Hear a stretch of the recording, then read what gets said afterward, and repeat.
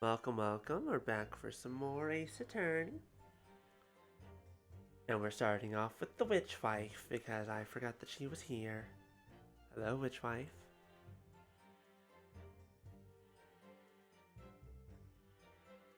Let's see if everyone...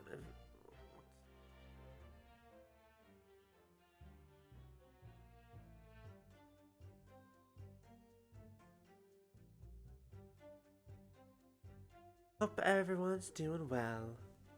Give it just another moment before you get fully started here.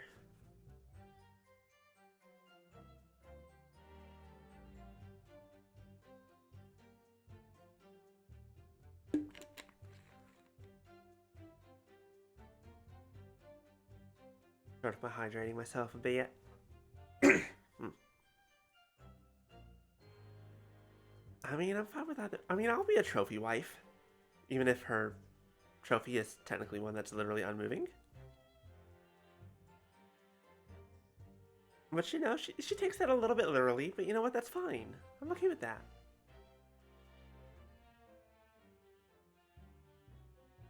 Alright. Stretch. It took me a very long time because it was before the onset. Well, she was French, right? I forget to look at. Let's just go and keep pressing. I think that's what we were doing.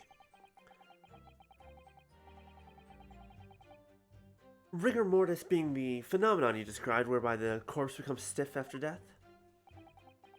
I think you said that it starts at the jaw, about 3 hours post-death. Is that right? Oui, c'est ça. Of course, the exact duration depends a little on the season. I didn't realize a waxwork artisan would be so well versed in the subject. Oh, I think we might have already seen this. No, that is only elementary knowledge in the field of legal medicine. Well, I had no idea about it, but maybe I won't admit to my ignorance about forensic science. Oui, mademoiselle is François. I can ask my father to give you a very simple primer if you like. I think corpses should be your domain. I'm not good with them. Oh dear, I'll do my very best. I don't think she wants to be in that domain either. As dawn approached, I was very worried that I would be discovered. You say that dawn was approaching? Oh, right. I remember now. I remember what happened. Because supposedly, Supposedly this happened in the dead of night, but she was there the whole night. So this was obviously didn't happen.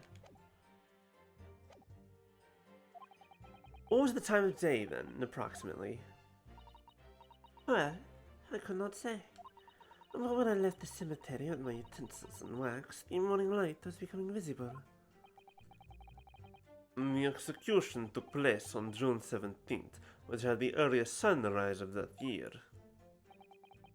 Indeed it did. First light would have been around 4:40 in the morning. That really is early. Fact is, I had very little time, so I finished my work in a half hour. It was necessary to complete the impression and bury the body before daybreak, of course. If somebody had discovered me there, it would have been a catastrophe, so I had to hurry. Is it me, or does Mr. Sholmes be taking shape more quickly now, too? You certainly appear to go to extraordinary lengths for your work, madam. I wonder, is what you just said particularly significant? It's incredibly significant. Let's add that in. Madam, those details about how long it took you to complete the sculpture in the early sunrise, could you include them in your testimony? I believe they may be significant. I want to see something here. Look at just from the prison on the night. The foul demons forced off his grace cover, clawed free the young man who witnessed the scene. Was on the verge of raising a shriek when in the next second a gunshot rang out suddenly. This bullet pierced the resurrected chest. This is scream. Enoch Trevor. It doesn't say anything about time, but that's fine. Of course, if you would like me to. You're quite right, Mr. Naruhodo. It is intriguing. A sunrise at 4 in the morning would be absolutely unimaginable at home, wouldn't it? That's not quite what I meant by significant. Kindly amend your formal testimony then, madam. With pleasure, my lord. I hurried to finish my work in the half hour before sunrise. Then I left as soon as the corpse was interred. We're just looking for general lies and such. This is how this works. Okay. Rumor, an impression was taken directly from the corpse. This is the aid of this gravedigger. Who was the gravedigger? It took me a very long time before the onset of rigor mortis.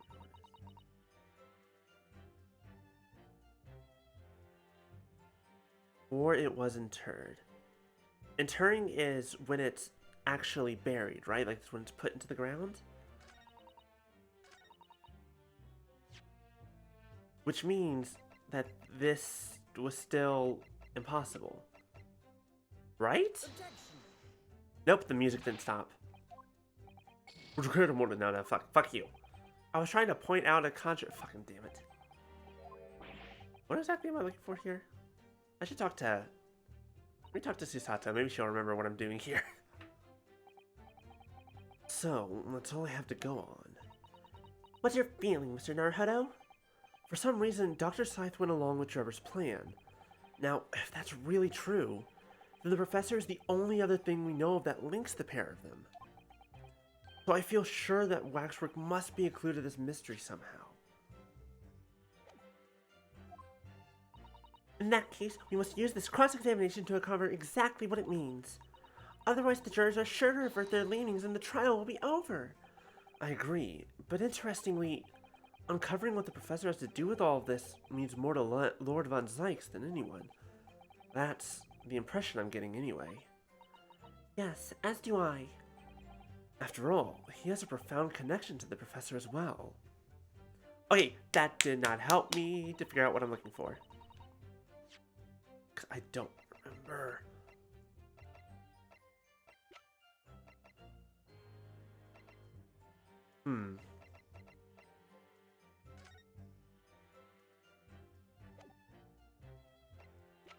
Killer's autopsy report, which was faked, or put together. The contracts, the post-explosion photograph, the 10-year-old article. In accordance, yep. The gravedigger. Gravedigger.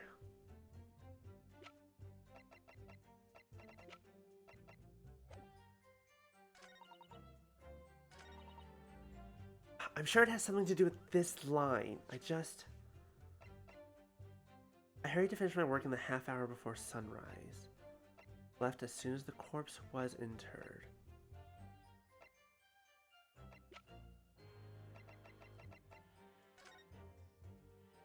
Right. Okay, here it is. That's right. It took her, it was sunrise at 4:40 in the morning. And he still hadn't rigor mortis. But he was confirmed to be dead at midnight. There it is. Nope, that's music still going. God damn it.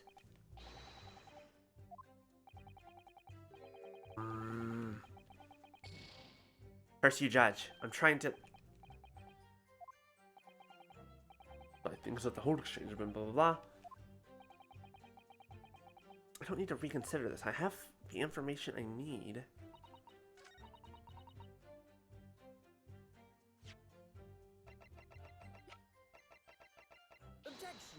There it is. There's the music stopping. Madam Two Spells, I have here an autopsy report that was filed 10 years ago now. It confirms the death of the professor following his execution at the gallows.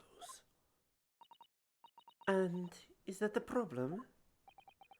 I believe it is, because your testimony and a particular detail in the report completely contradict one another. Oui? Quoi?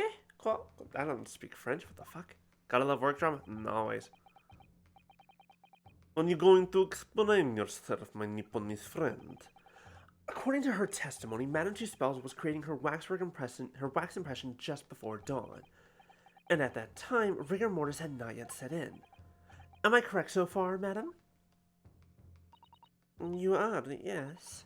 As I said, the stiffening of the jaw was the first sign of rigor mortis, 2 to 3 hours after death.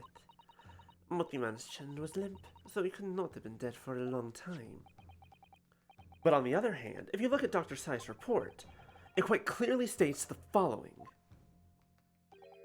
Death by hanging confirmed at midnight, June 17th. No. If the professor indeed died at midnight that day, then by the time you were sculpting his face, rigor mortis would already have set in. Oui, yes, you're right. Which it would have been completely stiff. In other words, this report is wrong! No coroner makes mistakes in recording the time of death. The very idea is absurd. Alright, first of all, they can. There are always ways. Second of all, it's called lying, bitch. You do it all the time.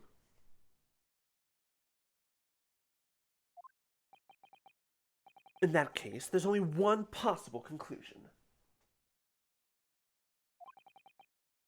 The execution didn't actually take place at the stated time!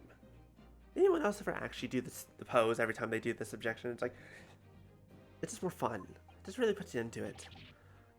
Impossible! Wait, no, that was the wrong voice. Impossible! Order! Order! Counselor, this is beyond folly.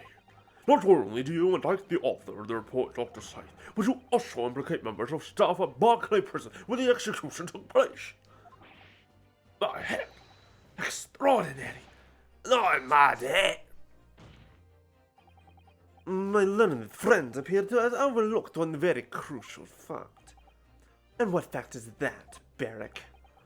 The professor died that night, without question. He did. So here's the thing. Are we sure about that? I mean, you said it yourself. No one knows what the man looks like. Not a soul. Only a few people do. And those people potentially lied about his execution. Oh dear me, oh dear me. What if he did it, though? Of course he did. I moved the man's limp jaw with my own hands. Yes! The professor died that night. Okay, I mean, also the fact that he just died later. But what if he didn't die at the gallows? Didn't die at... Are you insane? What exactly are you suggesting did happen in that case? I lost his voice a little bit, it's fine. It's almost impossible to believe, but it would explain the link between Dr. Scythe, the professor, and that one other person of interest. I have evidence that will explain exactly what I'm suggesting happened that night. Consul, present the evidence at once. The evidence that allegedly explains what really happened on the night of the professor's execution. Shit, do I have that evidence? Apparently I have that evidence. Why do I have that evidence? What do you mean I have that evidence?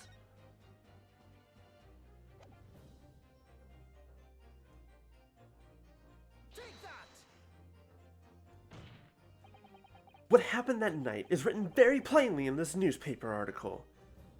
Oh, wait, what if Enoch Driver told the truth? Executed criminal returns in the dead of the night at local cemetery. You're suggesting it was a corpse coming back from the dead, no? No, I'm suggesting he never died. At least not initially. Well, if this article is to be believed, yes. The professor, assumed dead following his execution, emerged from his grave and was killed again. Oh, right, because he was shot. Right. The article. It says that he was shot. The bullet pierced the resurrected man's chest, whose breath then stilled once more.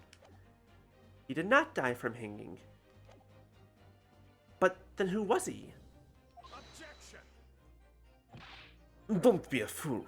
That's simply a rumor published by the gutter press. Can you be certain of that? Are you serious?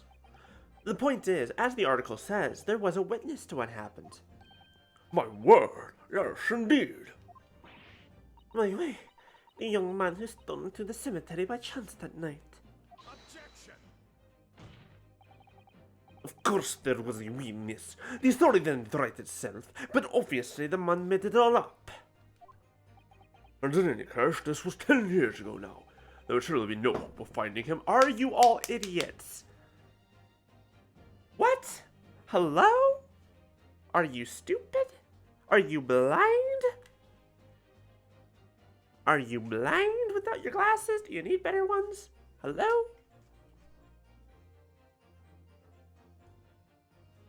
And it's like, not only is that clearly him, it also straight up has his name down here. Where is it? There it is.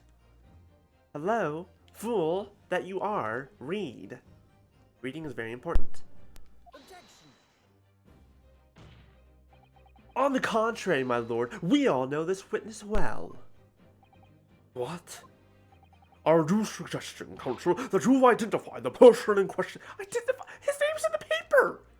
What's there to identify? What? As you know, you have seen these utterly incredible events take place. Yes, my lord. In fact, you could say that he's right here before my very eyes. You will substantiate your latest claim now then, Counsel. Who was the alleged witness of the staggering scene from the cemetery 10 years ago? I hate all of you. I need all of you to shut up and die. The man in question is Mr. Enoch Drebber. His name's literally in the paper. Drebber? The previous witness? The special exhibit in the House of Horrors at Manor Two Spells Museum of Waxwork recreates that decade-old scene in great detail.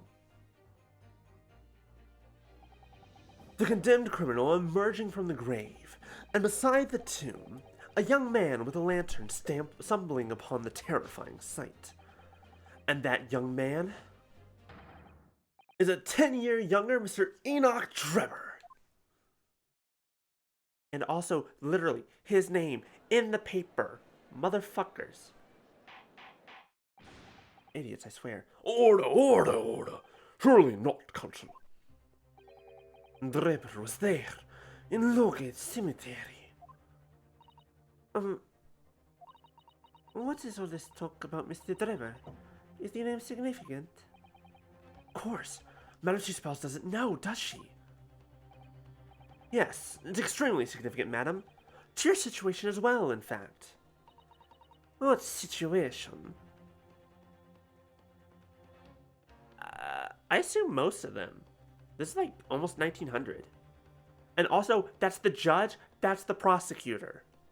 They can fucking read. I know that for a fact. The theft of the Professor Waxwork from your museum some days ago was perpetrated by the very same man. No, but that would mean... Madam Two Spells, it would appear you know the name Enoch Drebber. Oui, yes, I know it, but from long ago in the past. What? Oh my! Good gracious! Explain yourself. Tell us everything you know. Yes, of course.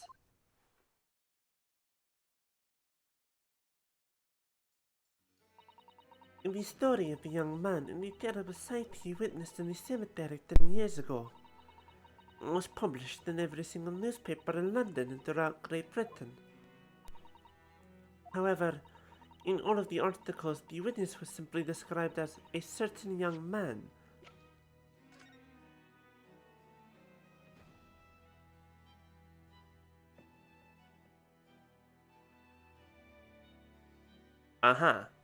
All of them. Definitely all of them. No details were published about his identity. His name was never revealed. Excuse me? Hello? Hello? What do you mean never revealed? Where the fuck did this paper come from? Is this from another universe? Was this not supposed to be here?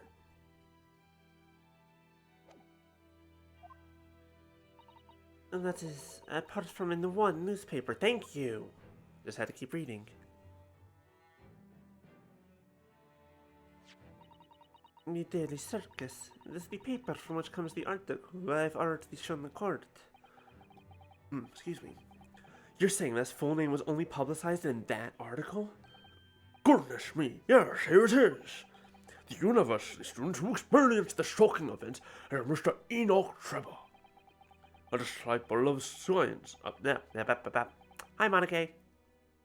A disciple of science at the University of London and a resident of its student dorms. How you doing? Unbelievable! What do you mean unbelievable? I already read that! When I read the article, I went to meet with the man. His discovery of the condemned criminal coming back to life in the cemetery in the dead of night would make a perfect exhibit for my House of Horrors, whether it was the truth or not. I see. So you went to meet Mr. Trevor in order to sculpt a waxwork of the man, did you? Exactly, man. He was studying science at the University of London in those days. He was just a poor student. I paid him £5 to model for the waxwork. And since that time, it has been in my museum to recreate the scene of terror from the cemetery.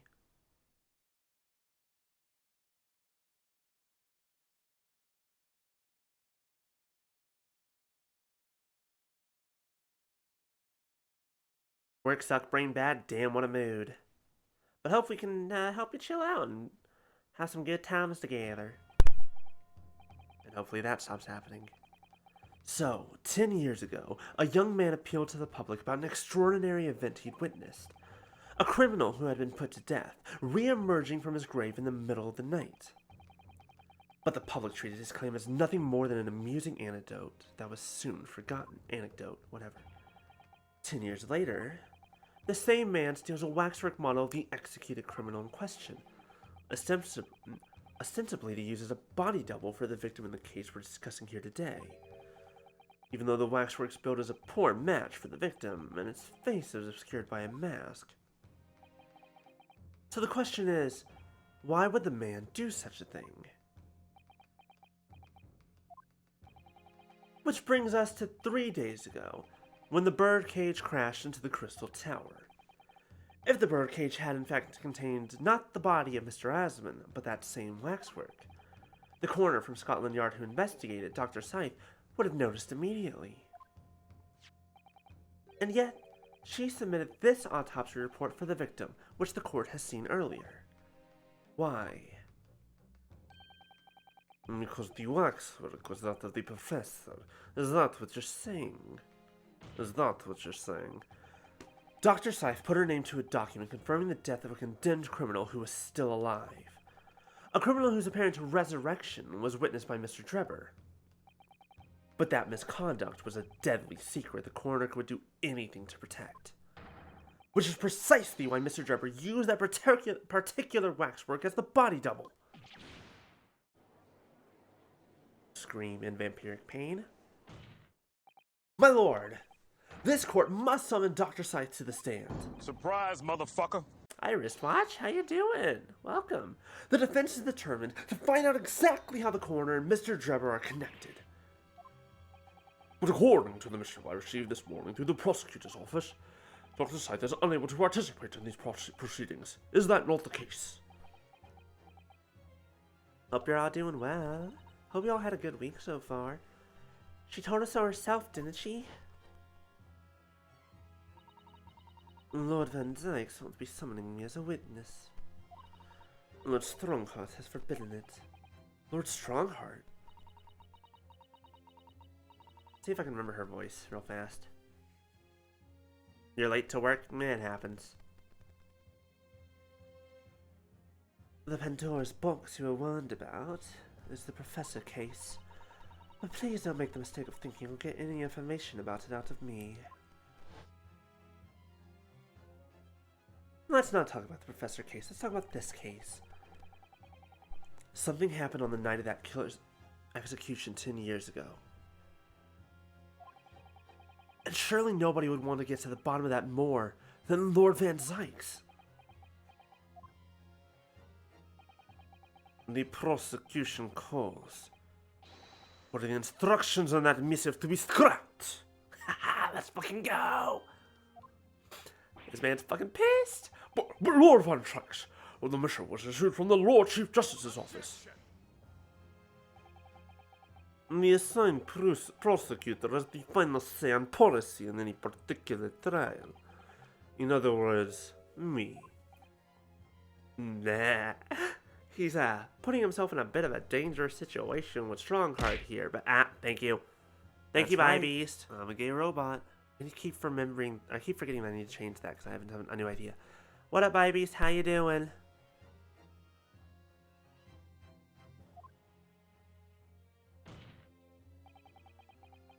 Hi, Punch.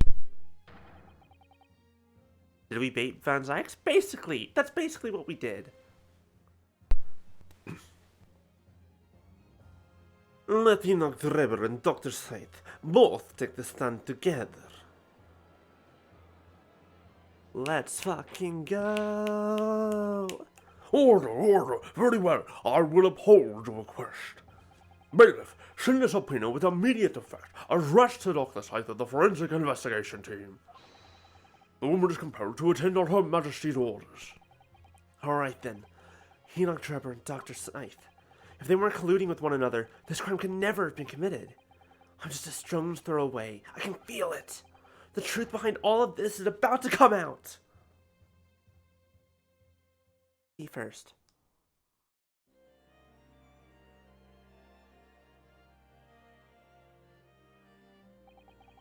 Thank you for the attendance at such short notice, Dr. Scythe. I'm disappointed in you, Lord Van Zykes. You've completely betrayed the agreed policy of both Scotland Yard and the prosecutor's office. Betrayal is not in my nature, as long as the truth isn't compromised. If it is, if there's even a hint of wrongdoing, then no matter whom it concerns or disgruntled, I will pursue the matter to the bitter end, as with any prosecutor worth his salt. What you gotta say to that? Mr. Drebber, you took the victim's life by means of a machine that you constructed in your workshop.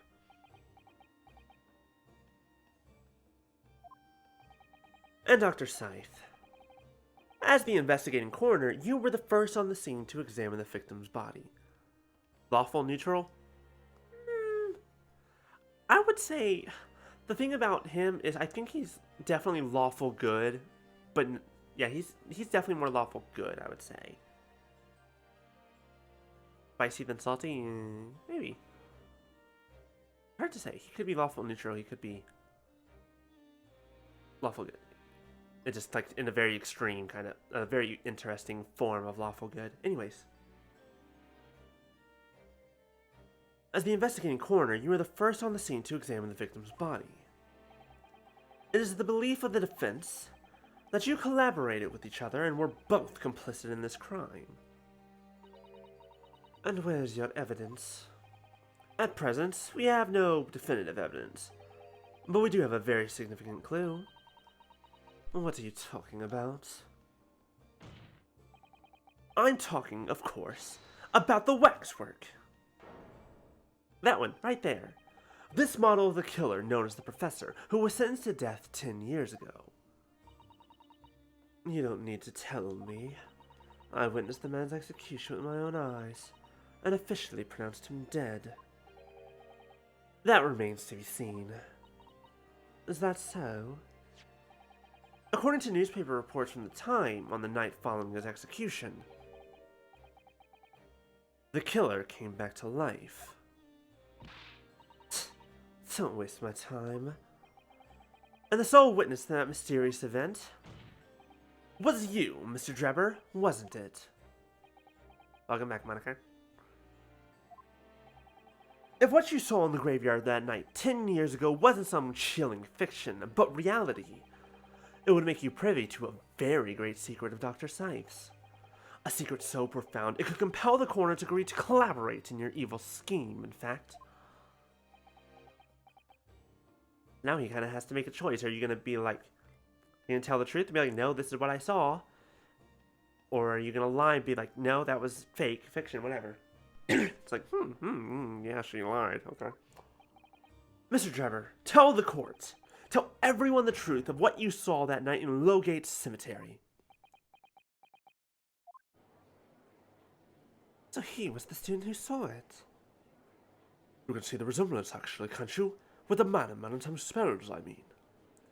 Surely he's not going to claim that's really what he saw, especially not after all these years. He was a research student at the University of London, was he?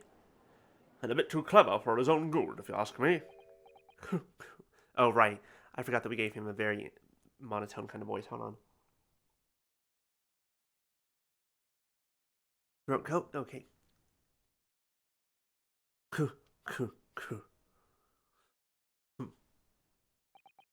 What an interesting twist. When at the time not one person would take me seriously. Yet now here we are, 10 years later, and suddenly my story matters, and in a court of law, too.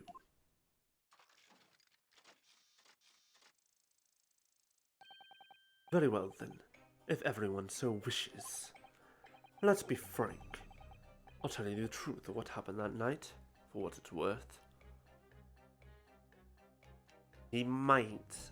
I think it is the truth, though. That's the thing. Also, some of the words, I don't know why they're lit up.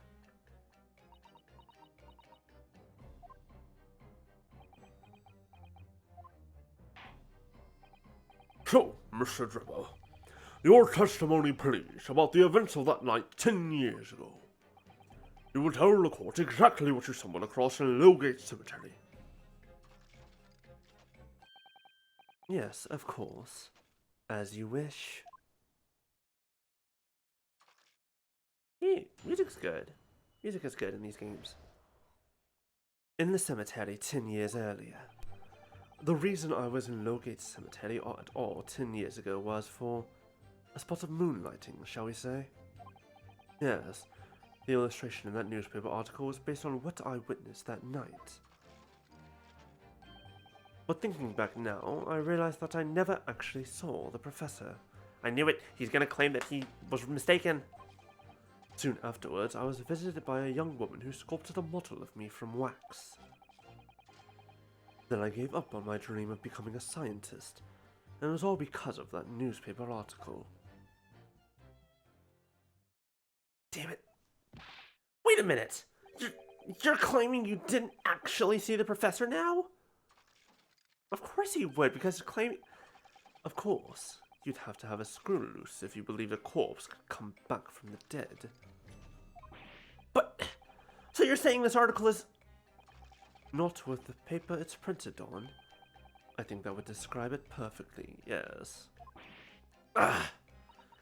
If the details in the article aren't true, it nullifies your argument for why Mr. Drebber and Dr. Scythe would have been working together. So he's discrediting himself to cripple my argument? I mean, because the other option was he kind of implicates himself in murder, so... Eh? Tell me, witness. You claim to have been in the cemetery on some auxiliary business. Can you elaborate?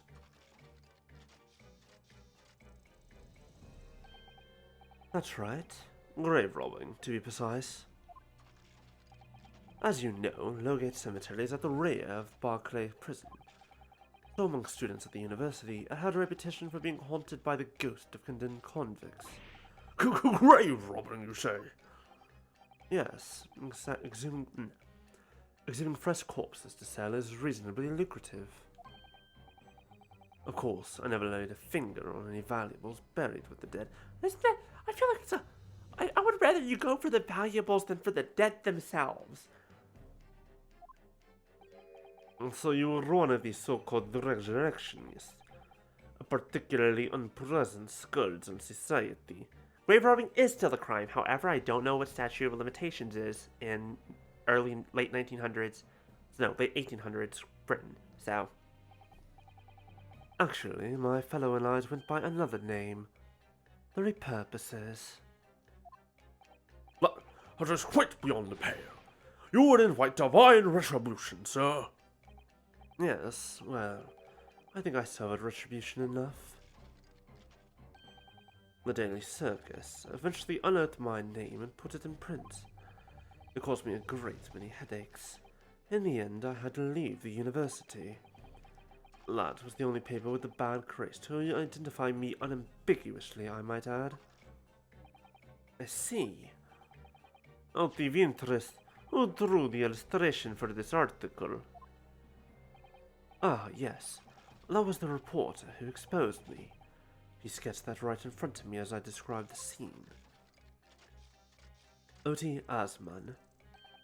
Obviously, as time ticked on, I bitterly regretted what I've done, claiming to have seen something I never truly saw.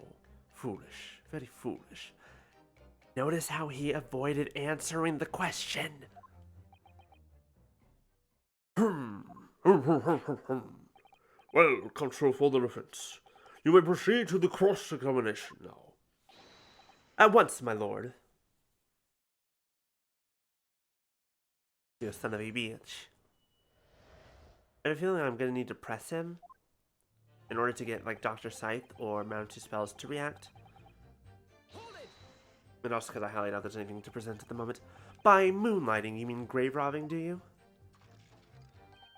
Surely you only need to look at the graveyard scene in my appearance to gauge the answer to that. The lantern and spade. Snow's really coming down now? Yeah, I had to. I was delivering downtown all day. Well, all day, it was actually a slightly shorter shift, so it was only about 2.5 hours, but it was snowing the whole time. But it was like a light snow. That wasn't too bad. But who on earth would want to buy a dead body? Any major hospital. A hospital? In order to better understand the human body, the study of anatomy is crucial to medical science. But there isn't a hospital in the world that has enough specimens to work with. Though obviously they can't openly express an interest in obtaining more by dubious means. As aspiring scientists, we young research students have no money to work with, as I'm sure you can imagine. I don't think we're getting a whole lot of snow here just yet. It might be coming soon, though. We shall see. We shall see. So we made surreptitious arrangements with the hospital via some of our medical student acquaintances. We would never take anything of value from the graves. This was all for the furtherance of science, you see. And that's what we all told ourselves every time we stole into the graveyard at night, spade in hand. Ooh, interesting. I hope that's a good thing. I think that's a good thing. I'm gonna say that's a good thing. You realize body snatching is a serious crime. If you were caught, you could expect the gravest of consequences. I made a pun. I said grave. We students were caught between the hammer and the anvil. We needed funds for research. Professor Hairbrain said exactly the same. I'm quite speechless at the apparent levity with which you have revealed this abhorrent behavior. 7,598. Jesus Christ. Soap operas, they never end. Well, if you wanted to know, I was there at Lowgate Cemetery. That's the reason. But I never expected it in the way that it did. That I regret to this day. Newspaper article was based on what I witnessed that night. God fucking damn it. Running non-stop since 1992. Holy. Oof. The strange happening at Lowgate Cemetery, which you now deny. Not entirely. I wanted to fetch the police at the time, you know. I was shaking like a leaf. But they didn't believe a word of it. In fact, I was very nearly arrested myself. So you went to the papers instead? They started big with the London news, but unsurprisingly, they didn't want to know either. In the end, though, it was reporters from the gossip rags, the gutter press, that came to get my story. And it spread like the plague to the capital, as gossip-hungry Londoners lapped up the tale. The story was in every single paper at the time, with the exception of some broadsheets. And yet only 2 or 3 of them actually interviewed me personally. Most of the accounts turned out to be very interpretive ghost stories. What about the article in the Daily Circus? That particular journalist found me at my dormitory, I don't know how, but he discovered my name. So I recounted him exactly what had happened that night. And from your description, he drew this illustration? Precisely. That's how I learned that the condemned man was the infamous professor. Because the reporter told me so. I had no idea myself, you see. Newspaper reporters are wont to snoop around in matters that don't concern them. Free press, baby! Let's fucking go. So the scene portrayed in the illustration is accurate then? Well...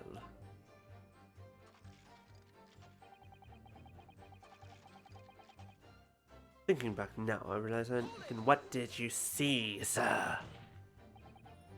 What are you talking about? I think I explained already, didn't I? Lowgate Cemetery is at the rear of Barclay Prison, so it was renowned among the students at the university for being haunted by the ghost of condemned convicts. For some absurd reason, I was scared of the graveyard that night, and as a result, only too willing to believe that nonsense about the dead coming back to life. But you said you actually saw it! I said what I'd seen in my mind's eye. After all, resurrection is impossible, isn't it? You'd have to be unhinged to think otherwise. We're not talking about resurrection, we're talking about a guy who wasn't dead in the first place. Also, who fired the shot? Who? Who shot the man? Who else was there? Someone else was there, but who? Unless, of course, you have some evidence that proves I encountered the professor that night. Do I? I don't know. Is there any material evidence that could show he really did see the professor? I mean...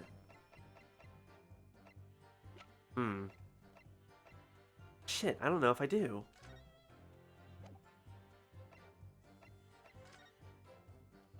Other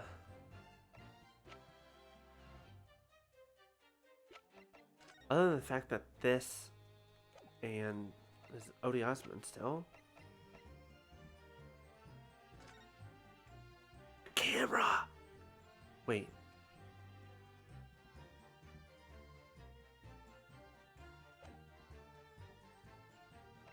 Maybe the camera? Wait, he had a camera 10 years ago? But still, that would be proof, perhaps. Do we have anything at all, Mr. Naruhodo? I know, I need to present it against that irritatingly backtracking statement of his. The point is, that night was a pivotal moment in my life. Soon afterwards, I was visited by a young woman who sculpted a model of me from wax. She's sitting right over there. That young woman being Madame Two Spells, of course. Precisely. I must say, I didn't expect to run into her again like this 10 years later. As I have explained, I went by the name published in the article in Come sta? I found the man. I found the man. Yes, the article in the Daily Circus, I think you said. I was a poor student with barely a penny to my name at the time. And the young lady put £5 in front of me. So you readily consented to having a waxwork of yourself made and gave permission for it to be put on display. I did. I should sell what little I had to sell, I concluded. Ah, oui, I remember now.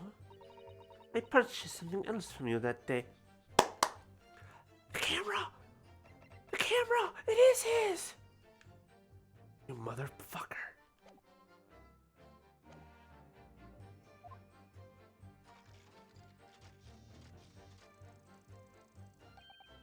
Did you?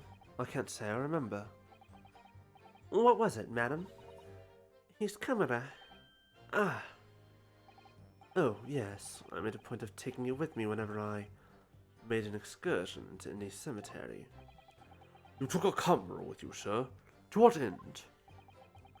To record the details of the bodies I disinterred. But I had no intention of ever visiting the graveyard again after that night, so I sold it. I see. So the camera is his!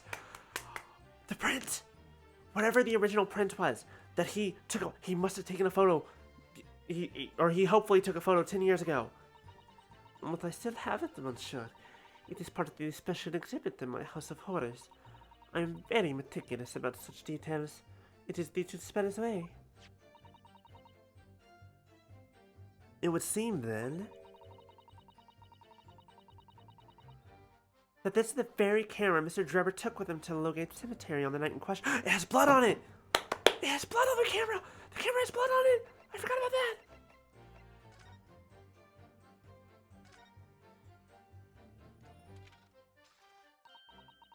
Right. Blood! Ha ha ha!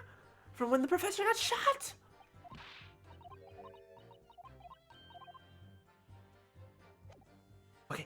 Okay. Yes, interesting.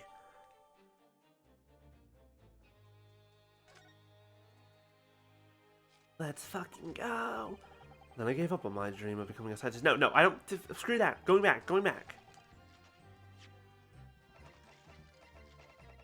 Fuck you, I'm the only robot here. You're not even a cyborg. That's like a gauntlet. That's not even your real fake arm. Surely something about that last statement. Wait, what do you mean? God damn it. Ah! What do you mean?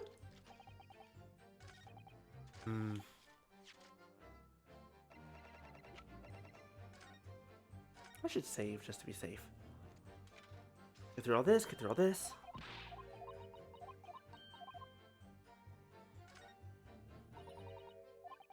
We've already seen this on the bellows here. Any dark red stains, blah blah. Looks like blood. I've heard that. Ha. It is. But there's no print in here. No plate, I mean. Actual camera Mr. Drebber used that night? I certainly never imagined a piece of evidence would be on display in Manitou's Palace. She's very keen on everything being as true to life as possible, though, isn't she?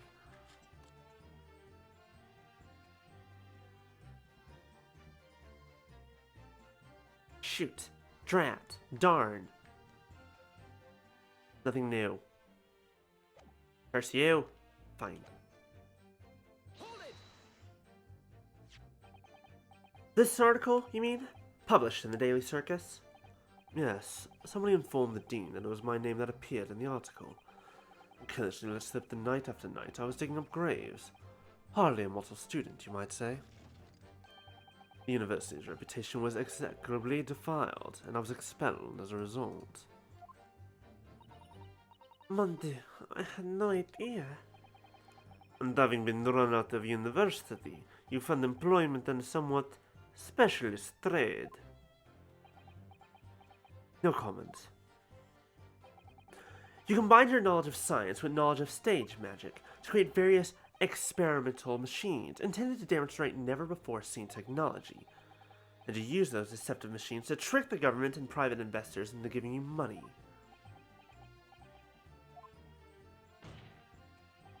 Professor Albert Harebrain was just your latest victim, wasn't he? Whatever are you talking about? I have no recollection of doing anything of the sort. Okay, we pressed everything. Crap. How good's my processing power? Probably not as good as it should be. Well, actually, I process things very quickly, just not always correctly. What's Trevor up to? Ah, shit. Alright, hold on. I'm gonna reduce this a little bit, because I know that sometimes it breaks if it's over 100, because it's over 100. Oh, but I can't do it any faster than this, please. Ack. So much to smack you with. Okay, let's try it. We're gonna give it a shot. Ah! Ow! That hurt. Holy shit, that was a lot. I'm in pain.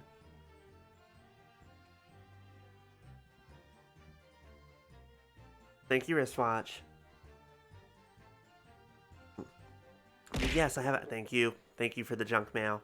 Yes, I have a new channel point redeem for the DDoS attack. It's limited to 1 per stream, so that there's a time to build up more throws.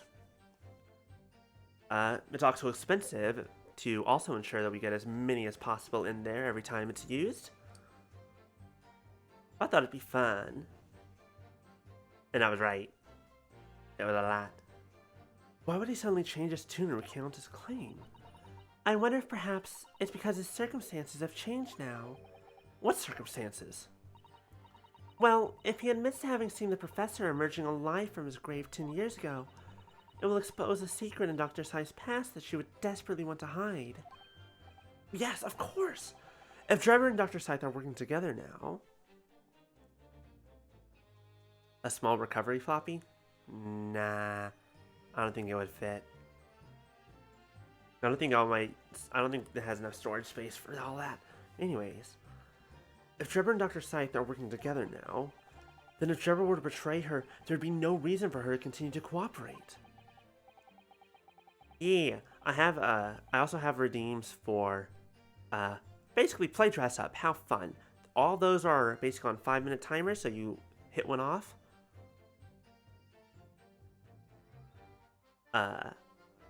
Every time you use one of them, it'll undo itself in 5 minutes. I don't recommend using both the eyes in the same time frame because those kind of cancel each other out. But the others are good to go. Well, it should work. I have the thing up. It should be working.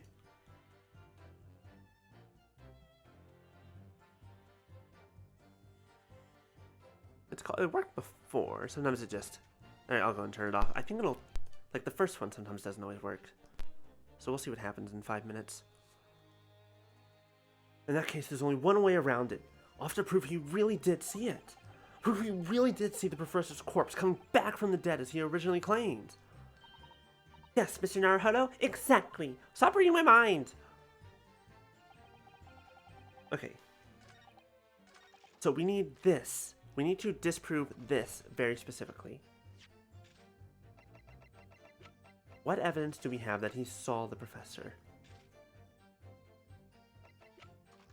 We've pressed him on everything. No one else reacted. Okay. Was for grave robbing. He never actually saw the professor. Sculpted. And it was because of that newspaper article.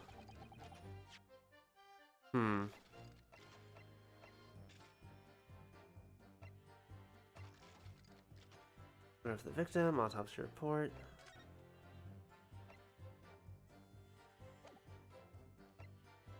Screwdriver. Birdcage, Trevor.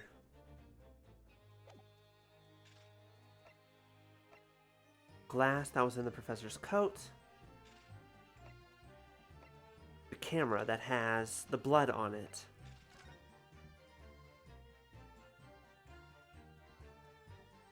Own trophy, which I have a feeling. The waxwork head. The 10-year-old article. Because this isn't proof. And for whatever reason, I already tried that, and that's not proof.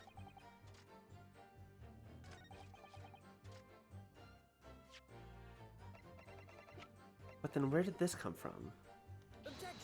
Nah, I had a feeling. I should probably save just in case so I don't accidentally end up way far behind after destroying my last one. My last chance.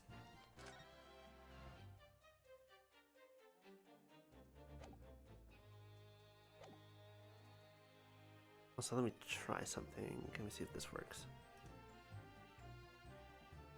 Okay, that one works. So I think it should be working now. Let's see what we have. Let's look at all of our stuff.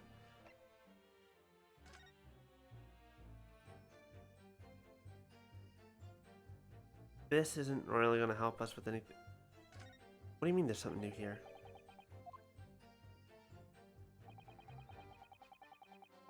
Generally managing to escape conviction in their trials, and this isn't the first time. What makes you think? If that's how the justice system works in London, then there must be dark forces at work. Okay, that's unhelpful. Oh well, I tried. Sketch of the experiment. I need to prove that he saw the professor. Our only proof is the camera. And maybe technically this, but...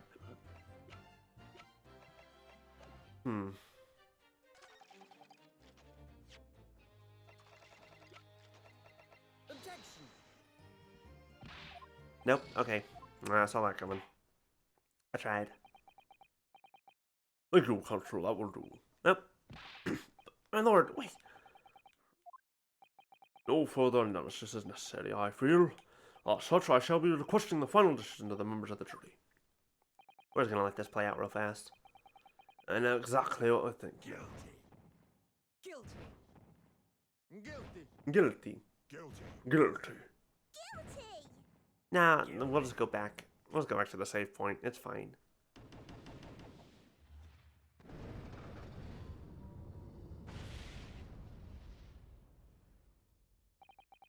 Albert Harebrain, in accordance with blah blah blah, the findings of this court, I pronounce you guilty. Guilty.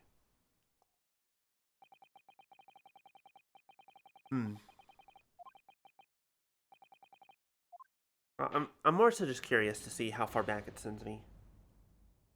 Alright, yeah, cool. So it did automatically bring my hoodie back. Cool. So all of my alerts or all of my things should be working. We should be fine.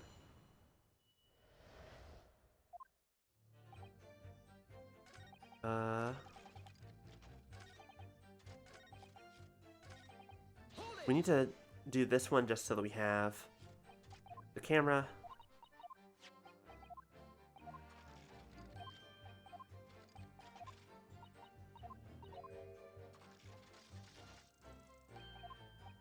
Actually, I wonder if I should press the middle one again now that I know I have his camera.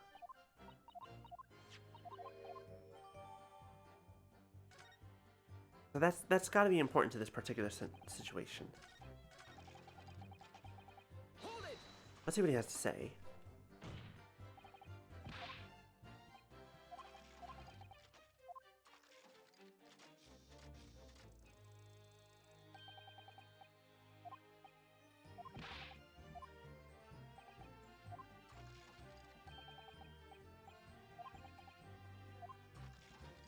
Unless, of course, you have some evidence that proves I encountered the professor that night?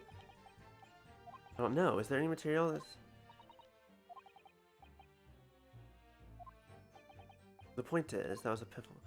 I need to present some evidence here. Like, this is the point that I need to show evidence. But clearly, they don't want the camera that he had on him at the time. I don't have anything else. I have nothing to prove that he was there.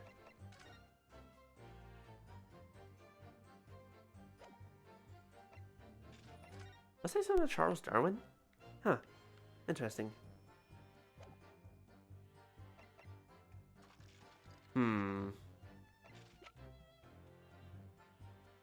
I realized I never actually saw the professor at all.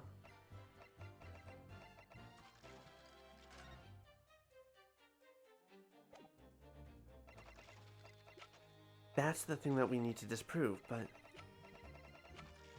Is it your hair? Is that the thing? Objection.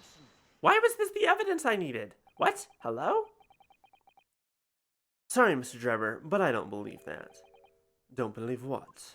Why is this the evidence? That doesn't make sense. Okay, your latest claim. You did see the professor on that night 10 years ago. Oh dear, we seem to be at odds. But I was there, and you were not. I know what I didn't see.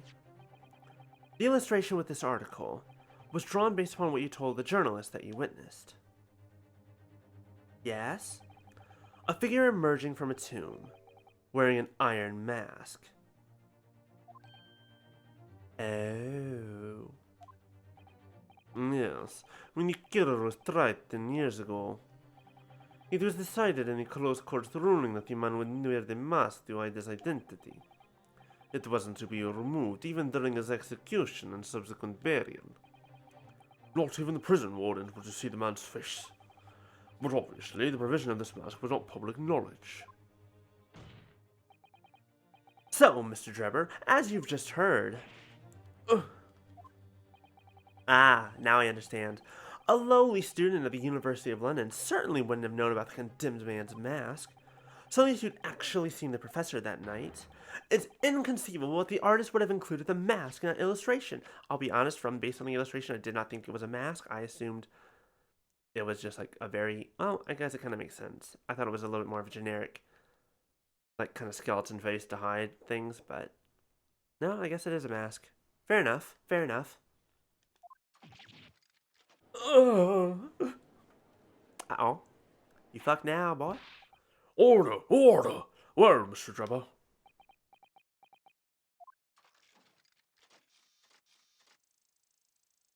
Wait, 5 minutes here does go by fast. Look at that. It's a vile scene, isn't it? If you look closely. And as I've already been at pains to point out, I was utterly petrified. Which is why I had in my head that I'd seen such a blood-curdling sight. But afterwards I came to my senses, and realized that I'd been mistaken. You're still saying you didn't see it? If you're stubbornly sticking to that story you witness, then amend your testimony to explain exactly how you think your eyes deceived you. Of course, only too happy to oblige. I can't believe he's still not going to concede the point!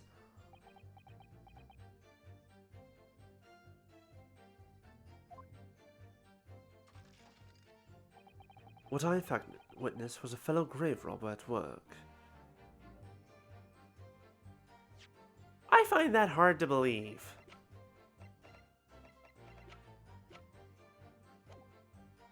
Horrid! A fellow grave robber? What are you talking about? Well, I wasn't the only one busy in the cemetery that night, you know. Other body snatchers were at work. Of course, when I saw one emerging from the holy dug, my heart very nearly stopped. So that's the terrifying sight I actually saw, you see. You're claiming it was just another student on equally insalubrious business as yourself. Here's the question. Here's the goddamn question. The article continues to mention that someone shot a gun at a person. And they got hit in the chest. Who fired the shot? Many of the medical students would wear metal masks to protect them from bacteria during the sections. Clearly the fellow was using such a mask to protect his anonymity. Wouldn't you say? But there's more to the story, isn't there? The article goes on to say, "Thank you, Ryunosuke." In the next second, a gunshot rang out suddenly from behind. The bullet pierced the resurrected man's chest, whose breath then stilled once more. We might assume that the sexton discovered the miscreants at work, perhaps, and fired upon one of them. If a gravedigger had shot someone in the cemetery, I think it might have been rather big news, my lord. Oh, yes, well. I can only assume it was an establishment bolted on. An embellishment bolted on later by the reporter. Madame Two Spells has something to say. Let's go. She's going to knock that nose off at some point. Madame Two Spells, don't take it out on Mr. Sholmes. Oh la la, pardon. I was lost in my thoughts. Would it be fair to say that Mr. Drebber's last remark was significant to you in some way? I thought it was a little strange, that is all. How much Drebber could claim this now? If you don't mind me saying, madam, what are you talking about? Well, when I met you 10 years ago at your university dormitory, you recounted to me about your adventures in the cemetery, no? Including the gunshot. Stop! You might want to watch your tongue, you know. Oh, I'm sorry. Are you threatening a witness? On the bench? in the courtroom? Well, now this is a rather bad look for you, Trevor. So,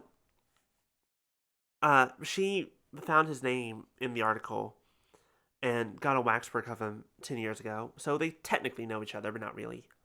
Objection. Of a care, Trevor. There's no way to speak to a lady. Ugh. Please, Madam Two Spells, carry on. But of course, according to what Monsieur Drebe told me at the time, he did hear a gunshot from behind him, and a bullet hit the condemned man. I said nothing of the sort. No, you were very explicit about the details. About the mask the figure was wearing.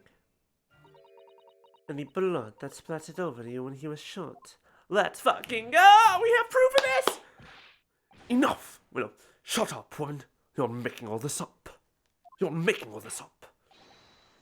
That will do. Mr. Trevor. Yes. Yes. You refute the account just given by Madame Two Spells. I have no recollection of ever saying those things. Come on! Do you really expect us to believe you? Control yourself, Consul. I will not permit baseless accusations in my courtroom. Which mommy is best mommy? Right. Under the circumstances, I think it best that you supplement your testimony with a statement to clarify your position on this witness. Very well.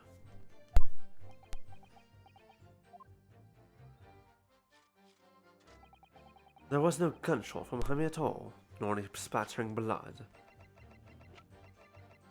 Oh, take this, bitch! Mr. Drebber, do you remember this camera?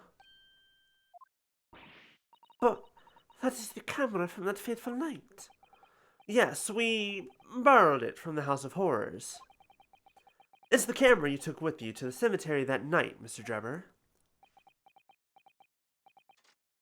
And is that supposed to be significant? This kind of camera is rarely seen in our homeland, so my colleague and I were keen to examine it closely. We noticed that the lens extends forward on the end of some bellows. Like this. Hold it. What is that? There, just on the bellows. It looks like a dark red stain. Also, Punisher, me finding out that like my clip emote is one of your top emotes, like yes, yes, good. Victory for me. Ugh. That's right. It's a rather conspicuous mark here on the bellows, in fact. Good lord, are you suggesting? Yes, my lord. It would appear to be a spatter of blood. Something that can be confirmed with a simple chemical test. Isn't that right, Dr. Scythe? It would be difficult to determine if it was human blood and not the blood of some animal. But yes, to test whether or not it's blood at all is simple enough. I propose that Madame Two Spells' testimony was correct. And that on the night in question 10 years ago, you were spattered with blood from the gunshot wound. Well, and that furthermore, you really did witness the condemned professor emerging from his tomb.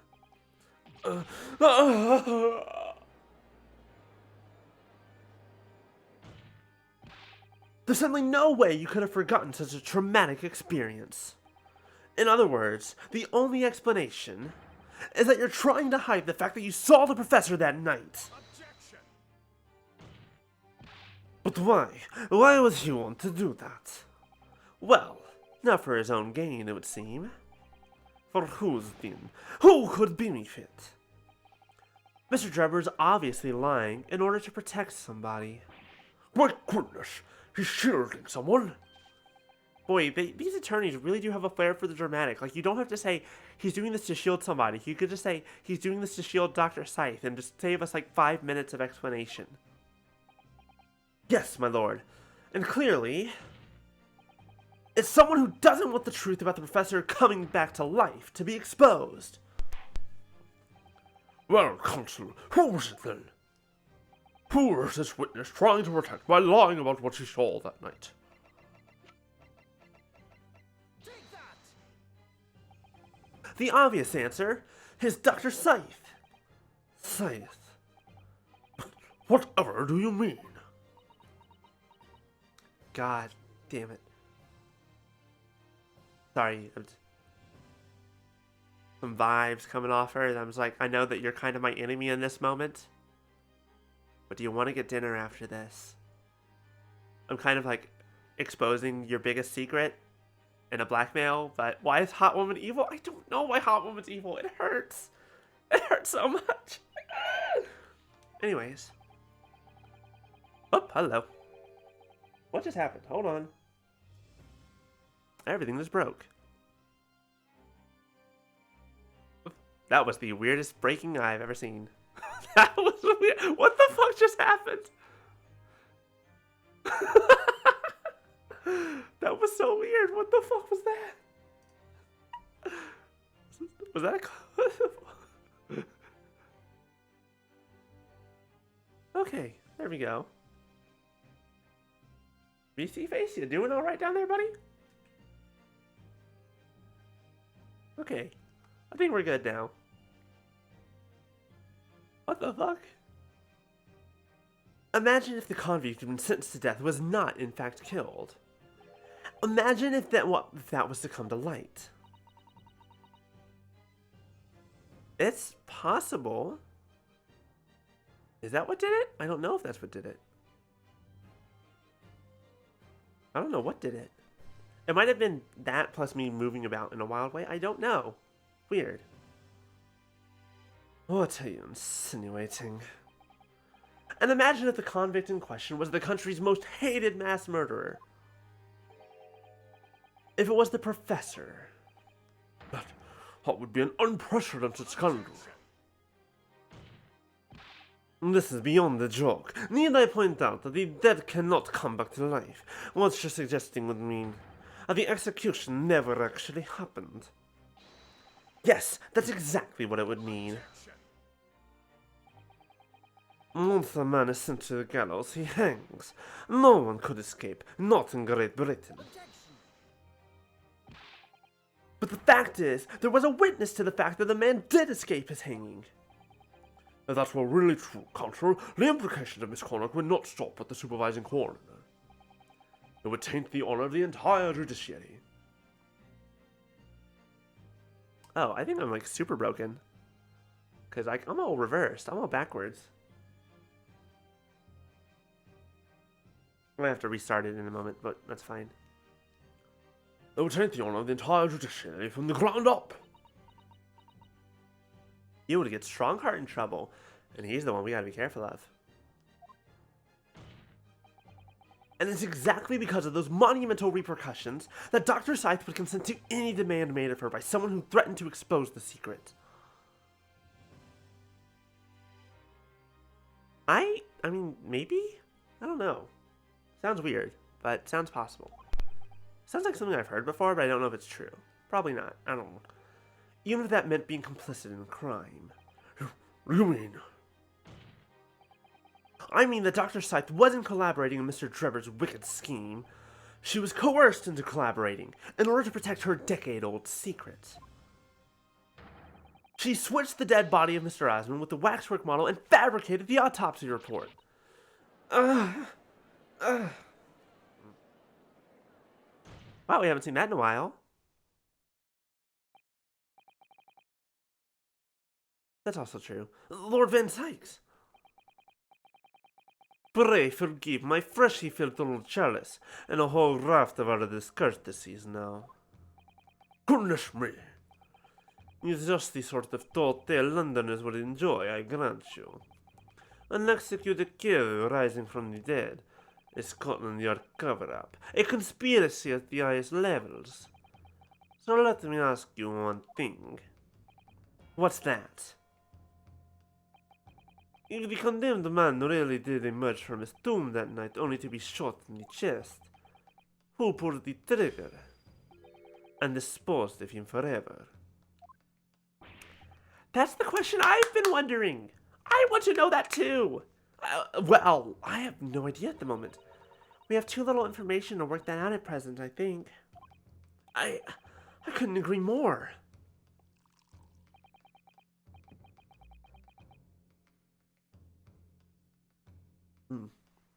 Yeah, I am broken. I am all sorts of broken. Hello. I'm gonna reset that real fast. I'm gonna fix that.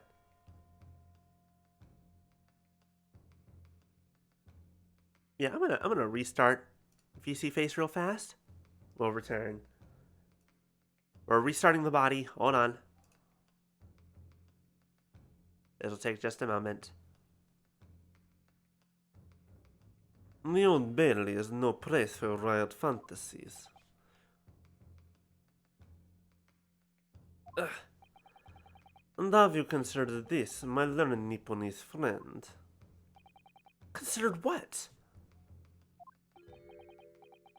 Do you realize just what a dangerous endeavor it would be to coerce this woman to such criminal activity?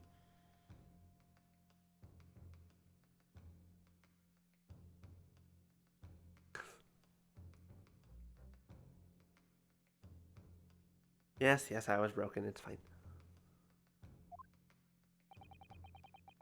It's tantamount to declaring war on the entire British police force and judiciary.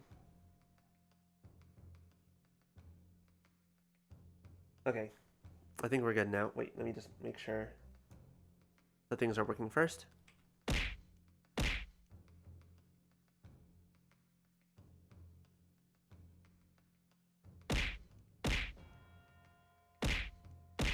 Okay. So, who broke it? I'm not mad. I just want to know. Yes, I see you type in Discord wristwatch. It's very funny. Alright, we're back. We're good. We should be fixed now. I'm going to manually... Well, let me see if it's... Yeah, we're past the time, so I'm going to turn those back on for you.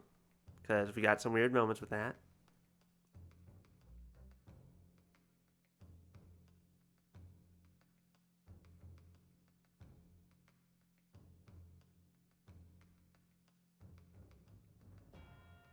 There we go. We're back. And hopefully not broken. We're good.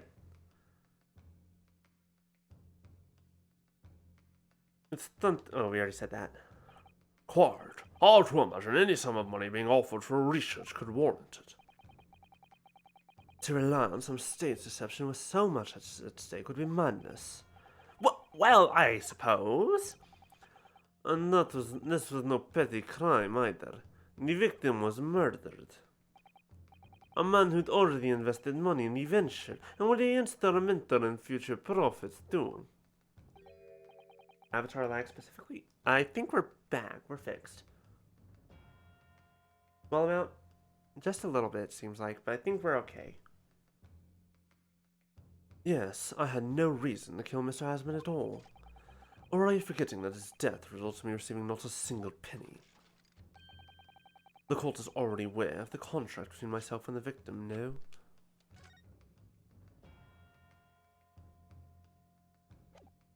I think you saw the opportunity to kill the man that ruined your life, and you took it.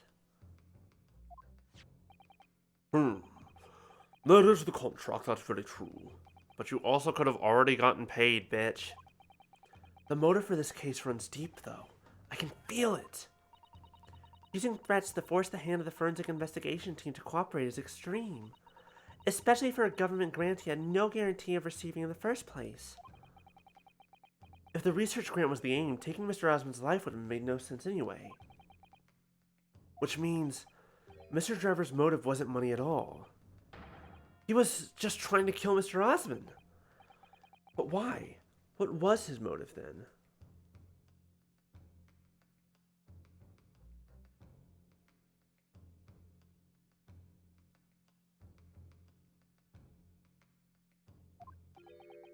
Your time is up, my learned friend.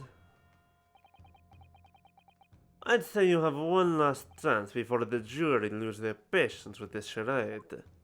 With this charade, I don't know. Let's see if you can back up your heady proposal, shall we? How do you explain why this engineer would throw all caution to the wind and threaten his own country? At this point, I'm not prepared to listen to more of this outlandish conjecture without proof. So, Counselor, present your evidence. Alright. Who exactly was Mr. Osmond to Trevor? There's a connection there that no one's seen yet, but me, because I'm the fucking protagonist. And I'm going to present 2 pieces of evidence to show what it is.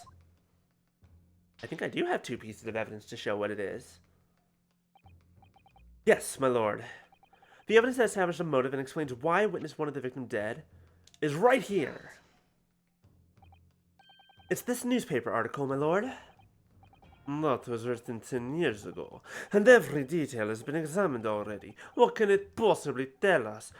There's one detail you motherfuckers that keep glossing over. It's the reporter. The name of the reporter that ruined his fucking life. That trouble should never have been written. It's typical gutter and press nonsense that means nothing. Yes, on its own, it isn't particularly significant. However, when considered alongside another piece of evidence, it will completely explain your motive for wanting Mr. Osmond dead. What other evidence? Cultural, you will present your supplementary evidence without delay. The evidence, which when cross-referenced with the newspaper article, establishes a motive for the deed. Take that! I think it's fair to say that after your presentation of evidence, Consul, we have only half the story. That's right, my lord. Which is why I just presented another piece of evidence to complete it. Clearly, my learned friend only had half an edge. What the fuck? Let me put this in words of zero syllables, even you will understand. Jesus, what do you mean that was wrong? Ugh. Oh wait, I see it now. It's a play on syllabus and syllables. That's the irony. That was just a pun, Mr. Naruhodo. The irony was elsewhere. Oh. Alright, hold on, I can do this. Which remains elusive. Sorry, my lord. The evidence I need to supplement the article. I know what's right in front of my eyes. The evidence was cross-referenced. Oh, duh, I'm stupid. It's the contract. Because they both have his signature on it. It's this contract, my lord. Mr. Drebber, this is the contract you signed with Mr. Asmund. Yes, that's right. The very documents, in fact. That proves I had no reason to kill the man. No, I'm afraid not. What? There's something very significant that this newspaper article and the contract have in common. Really? Really? There it is. And it's that common link that shows very clearly why you were determined to kill Mr. Odie Osmond. It seems the defense has uncovered something the rest of us has missed, again, because apparently this happens a lot. So, my learned friend, point out what these 2 pieces of evidence have in common. What exactly is the link between this newspaper article and the contract? Take that!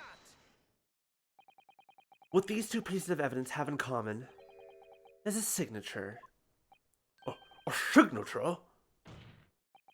The signature on the illustration that accompanies the 10-year-old article and the signature on the contract belong to the same person. What? As the court has heard, this illustration was drawn 10 years ago by the newspaper reporter who found Mr. Drebber and interviewed him about his ordeal. If you look closely, the reporter's signature can be seen in the bottom right corner of the drawing. Plainly obvious, it's kind of not surrounded by anything else. There's nothing else there. It's just kind of out in the open.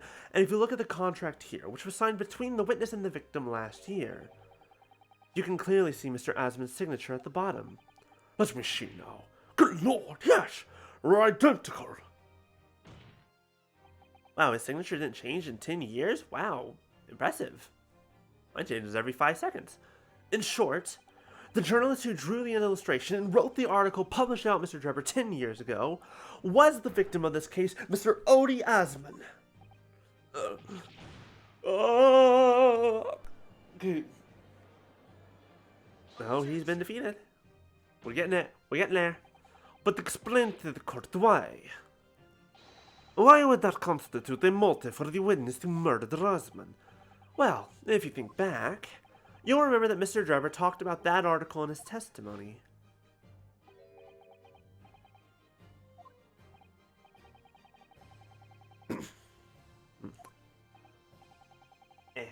Hydrate. Everyone hydrate and posture check. I'm calling it out myself. Quartz on the pale, blah blah, we already saw this.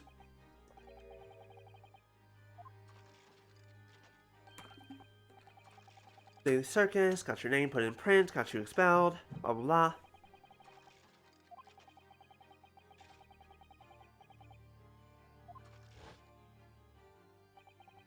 Gave up on my dream of becoming a scientist, and it was all because of that newspaper article.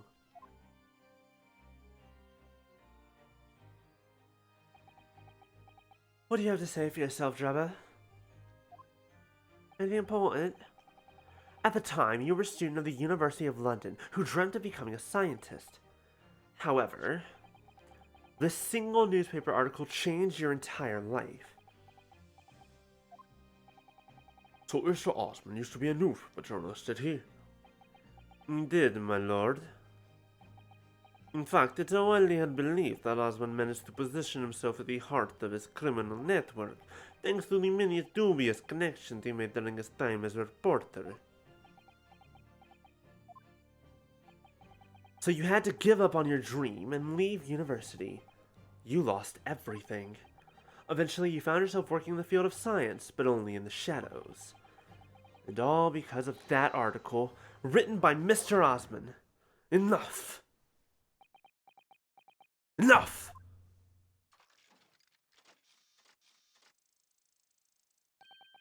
Stop this endless drivel about my life. What? Explain yourself, Mr. Drebber. Yes, it's true. I had to leave the university as a result of that article. But it was just the straw that broke the camel's back. What do you mean? Almost every student of science in the faculty was too poor to actually conduct any research. But they struggled on with the hypothesis anyway. We all did. Only have them taken by vultures. Sooner or later, you knew your ideas would be stolen and patented by some wretch or other, after all. Good gracious. Making a name for yourself as a scientist in a climate like that was a miracle only a select few geniuses could ever hope to achieve. Personally, I wasn't one of those geniuses, so it was hardly a wrench.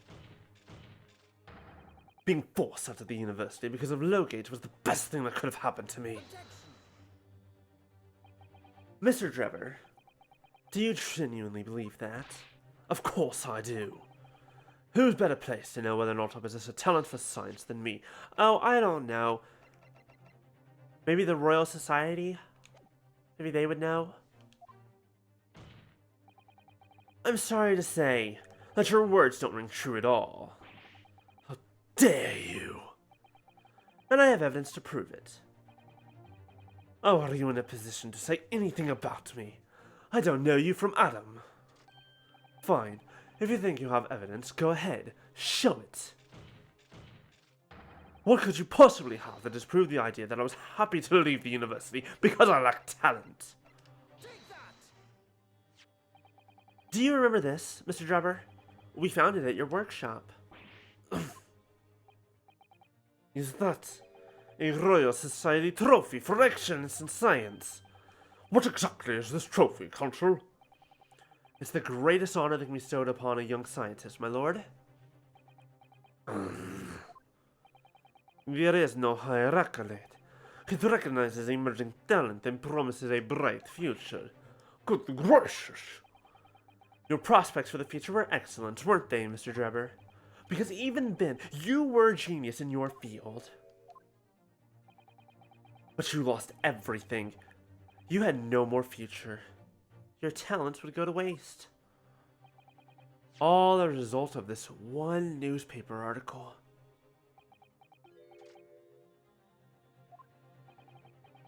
I don't know when you realized who Mr. Asmund was, but when it dawned on you that he was the same journalist who 10 years ago ruined your life, it's abundantly clear that you had no intention of forgiving the man.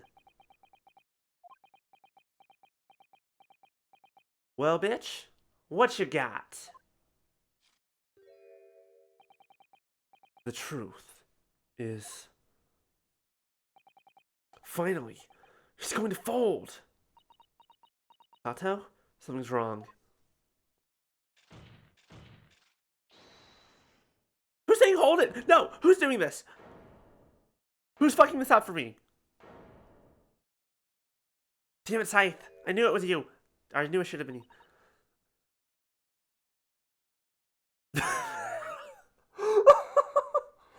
Here's a question. What was everyone else's science fair projects? I only did 2. In 7th and 8th grade. I remember this. I had... I did a thing where I made, like, a couple different scale models of, like, a T-Rex jaw. Like, scale models and, like, some planks of wood. Essentially, like, to test bite force. But I don't remember. It was some stupid thing. And then another one I did was, like, burning certain materials? I don't remember why. I just wanted to set things on fire. It was not a very good science experiment. I don't know. But it was fun, though.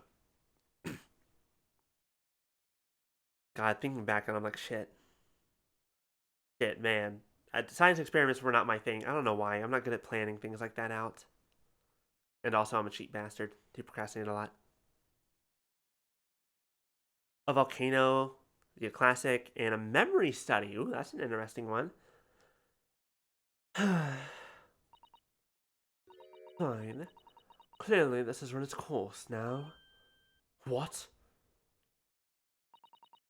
I admit it. All of it. What? This is not the response I was expecting. What are you doing?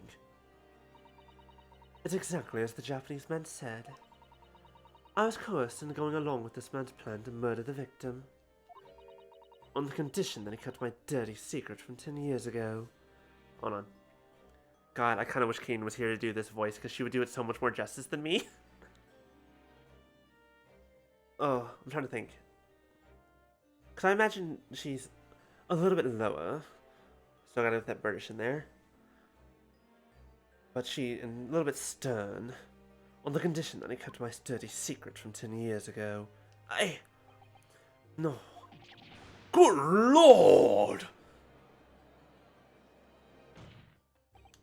Dr. Scythe, do you realize what you're saying, woman? Thank you, Punisher. It's all true. That day. Okay, you know what? I'm starting to like her again. She's not evil. When I arrived at the Crystal Tower and saw the birdcage, my heart nearly stopped beating. That's a memory from a decade ago that I'd done my best to bury deep inside myself. There was the professor again, staring me in the face. And then, before I had a chance to react, I noticed something else. There was a note tucked inside the model's jacket. Dr. Scythe, you will go along with my plan. From someone who knows the truth about what really happened that night 10 years ago.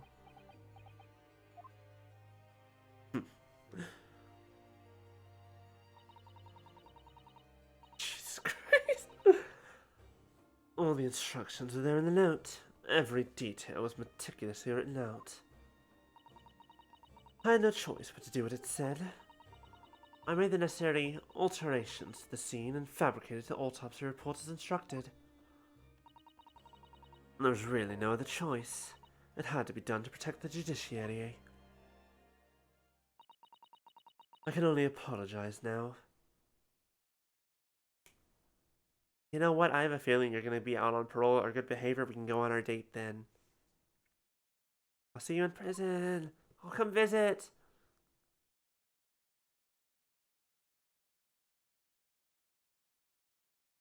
Wait, no. Shit, wait, no. I don't want to take care of your daughter, though. She scares me. Your daughter's terrifying. Why on earth would you buckle now? Well, there's no point trying to hide it anymore, is there?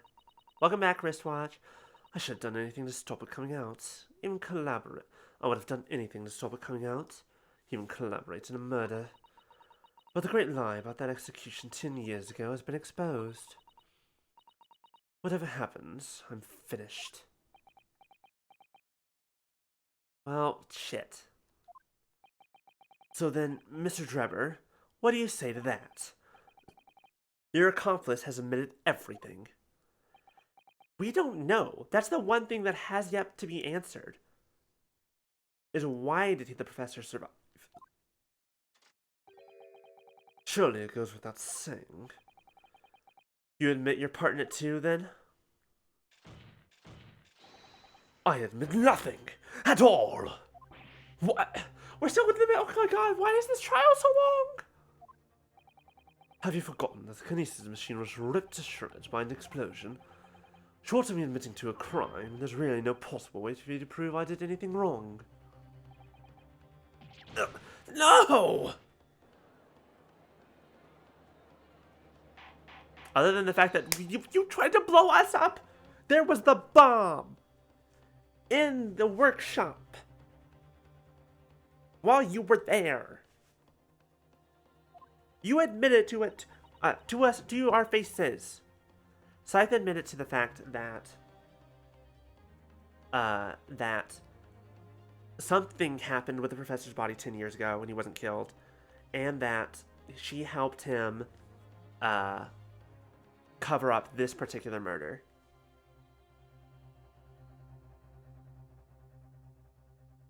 The professor, not the doctor. Whatever he says, I admit everything. He threatened to expose my secret, so I went along with his plan. And Lord Van Zykes. Yes? I hope you'll accept my apologies. Whatever next is in your hands, of course.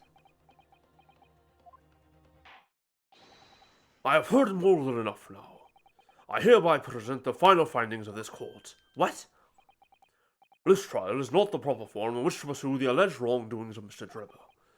The defendant is Professor Albert Harebrain. Oh my god! Oh my god! Are you kidding me? We're actually going to do this.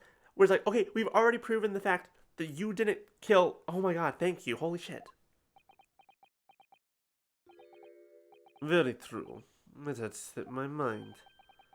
Isn't he one of your closest friends?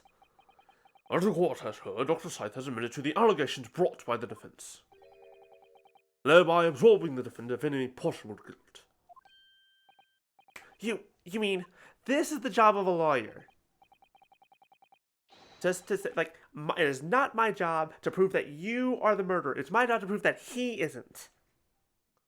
Technically, it's your job to prove that he is the murderer. That's a different issue. At the present time, it is the conclusion of this court that the defendant was not involved in any wrongdoing. Does the prosecution have any objection?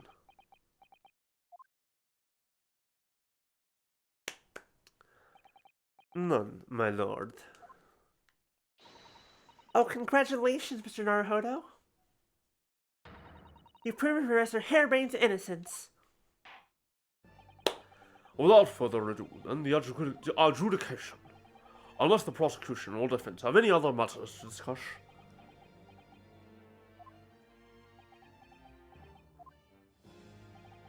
I don't know. This doesn't feel quite right. Nope. Naruhodo, please, take the win. Take the W. Let's fucking go home. Let Zykes deal with this bastard. We don't have to defend him. We're not defending Drebber. We don't care. Why did Dr. Scythe suddenly admit to it like that? I don't care. Neither should you. Is everything alright, Mr. Naruhodo? Like you said before, the way the trial sets it in now, the judge will certainly deliver a verdict of not guilty.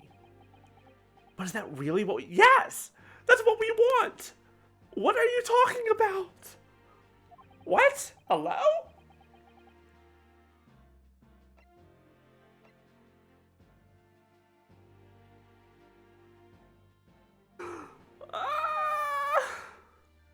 We don't need to worry about this. This is not our problem.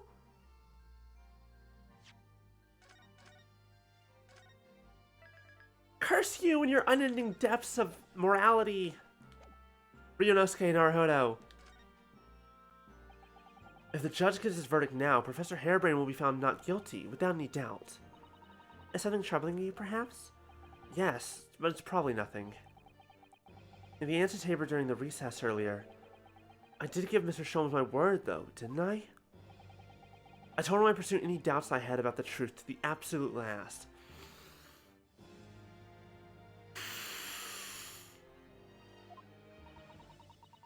If you gave Mr. Sholmes your word, then it most certainly isn't nothing.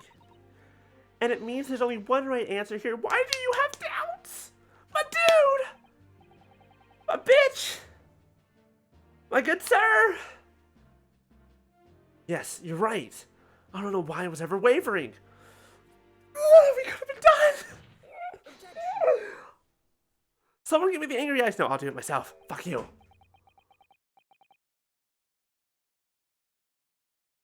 This is... why? This doesn't matter. This does not matter to the case, to us. The case right now.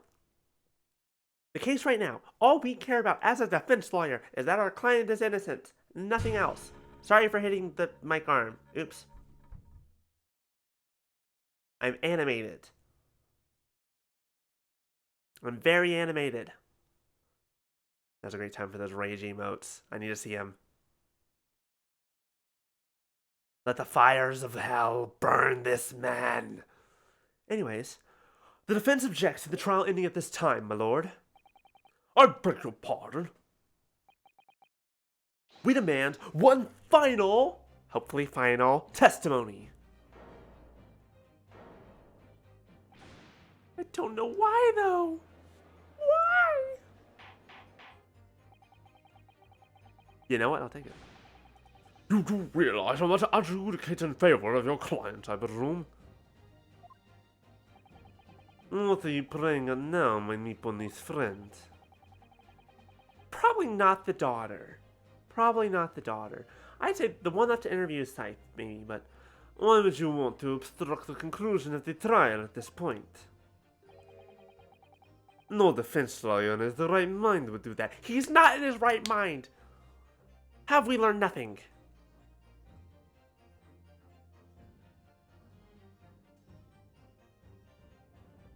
Where is it? Where is it?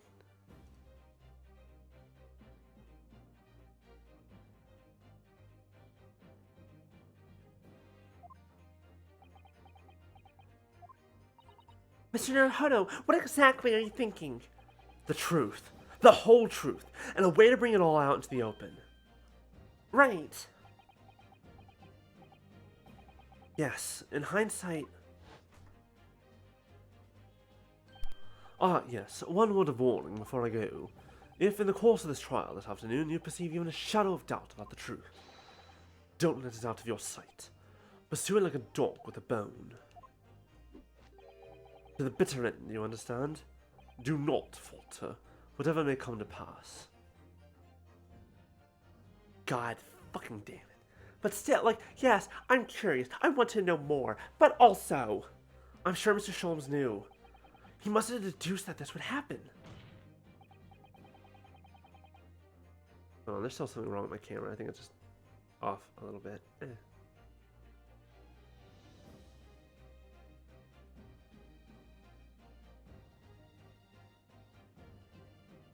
Well, I mean, I think we can still talk to Scythe a bit more about... Here, my eye's way up there. I don't know why. But just, like, we can talk to Scythe more about why she suddenly did all this. Yes, I'm here in court to advocate for my client, and to secure an acquittal. Obviously. Oh, nope, let's not do that. Obviously. But that's not all.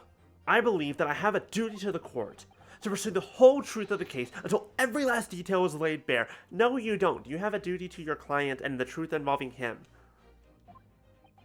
I admire the gumption, but fuck's up. And that is why the defense calls for further testimony from Dr. Scythe. Testimony from me? About what? About the nature of your collaboration with Mr. Enoch Drebber. Huh. In case it escaped your attention, I've already admitted to everything I did. The whole truth has already been revealed, so stop wasting everyone's time. Ugh. As his lordship made very plain, your client will get the acquittal you wanted for him. There's simply no point protracting this business further with another tedious cross-examination.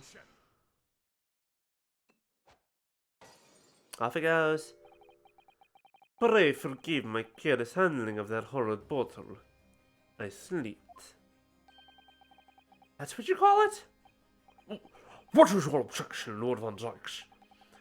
The prosecution also calls for supplementary testimony from the witness. Don't be stupid. If there is more to this case than has yet to come to light, then I will join my learned friend in pursuing the facts until the bitter end. You're what? You're what? Lord Van Dykes? This is most irregular, to say the least. However, as the prosecution also calls for it, I would uphold the request. Dr. Scythe, you will testify for the court, explaining the full extent of your involvement in the murder apparently committed by Mr. Drimmer. Very well. Witness testimony. It all began at the scene when I saw the waxwork and the note tucked inside the jacket. The actual body of the victim, as indicated in the note's instructions, was beneath the experimentation stage. The body had to be arranged in certain ways to implicate the defendant, which was my job.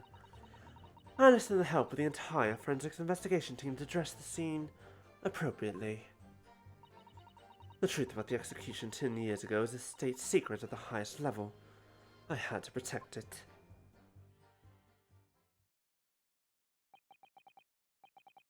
So I was right. The stage and the machine were all specially designed for the deception.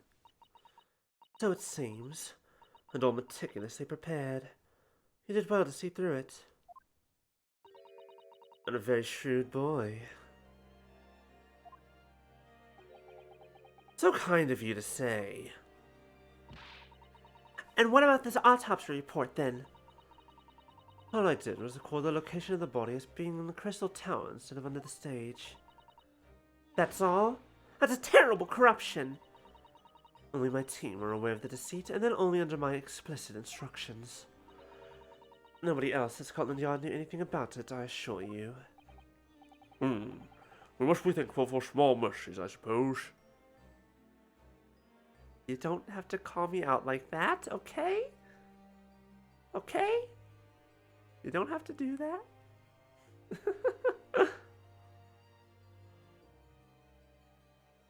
Look, I deserve a little praise every now and then from hot women.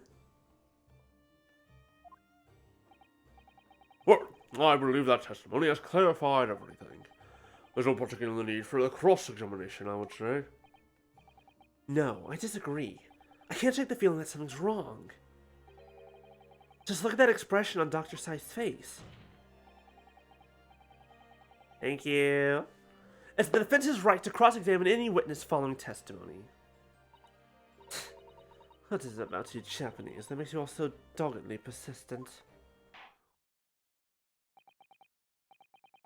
Very well. If you so desire, counsel, proceed with the cross-examination.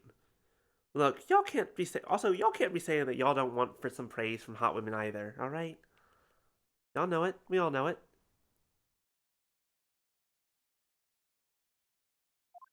We all exist together in that state.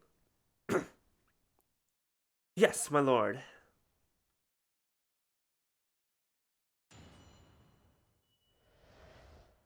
The waxwork plot.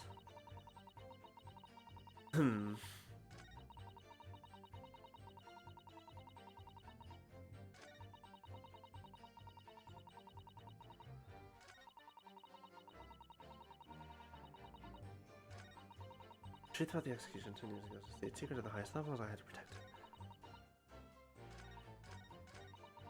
Fair enough. There's a lot going on over there.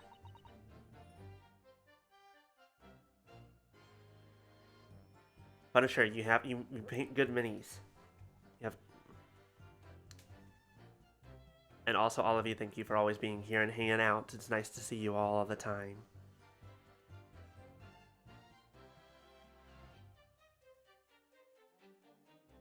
Let's just start pressing and see what she has to say. From what you described before, it sounds like the note was anonymous. Did you have any idea of who was behind it? There are very few people in the know about what really happened 10 years ago to start with. But anyway, I never heard of this engineer, so no, I had no idea. Yet despite not knowing who was behind the plan, you went along with it? I had no choice. Protecting the professor's secret was my only concern. But the orders are bolted now, and the stable door will never shut again. Scotland Yard's reputation will be immeasurably damaged as a result of all of this. Yes, thank you, Lord Van Zykes. I am well aware of that. So, as I understand it, what you found in the birdcage was the waxwork module. Where, then, was the victim's body?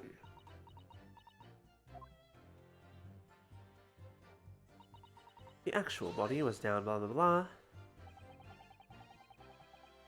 So you knew about the special construction of the stage used to carry out the trick, then? It was quite obvious what had happened with the victim, the waxwork. Lost a whole bunch of thread there. And you switched the two over, didn't you? In other words, you recorded the victim's body as having been discovered in the Crystal Tower. And the waxwork? I wrapped it and sent it by carriage to the specified address at the specified time. And why were you given such directions? Presumably so it would be recovered by Drebber and returned to Madame Tusperas. I see. And then you put the birdcage back on the experimentation stage? Yes. Although someone obviously made a mistake about which cage should go where. I thought I'd made it perfectly clear to the team, but still. I suppose you were focused on the victim's body, that being the more important detail.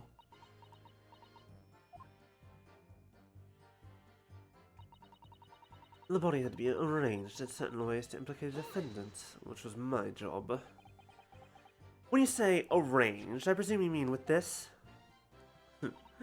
Yes, the instructions in the engineer's notes said something along the lines of fabricate some evidence to make it clear that her brain alone could have killed Asman.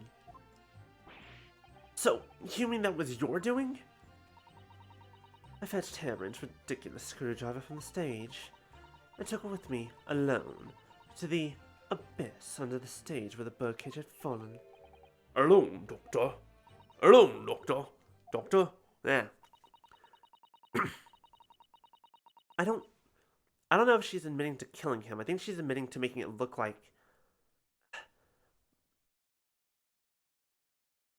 I didn't feel it would be appropriate to involve anybody else in the particular part of deception. I think he was already dead when she stabbed him. There was a void on this stage where I found the birdcage lying in the dirt. He was already dead at this time. I approached it, leaned down, and slowly opened it up. Then I took the screwdriver in both hands and plunged it into the man's chest.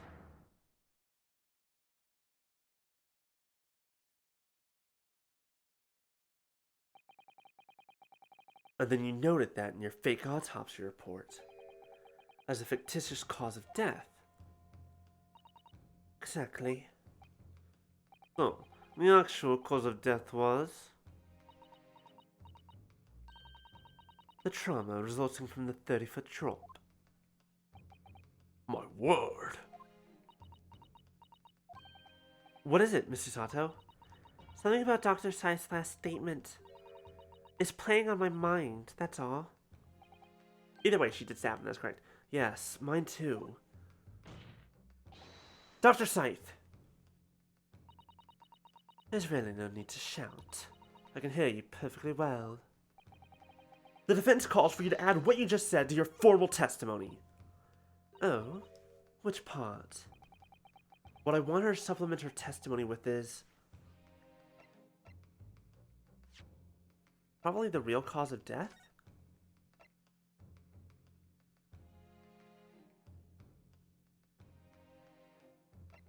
If I had to take a guess? We don't need to know that she stabbed him, because that part we kind of have evidence of. So instead, I want the cause of death.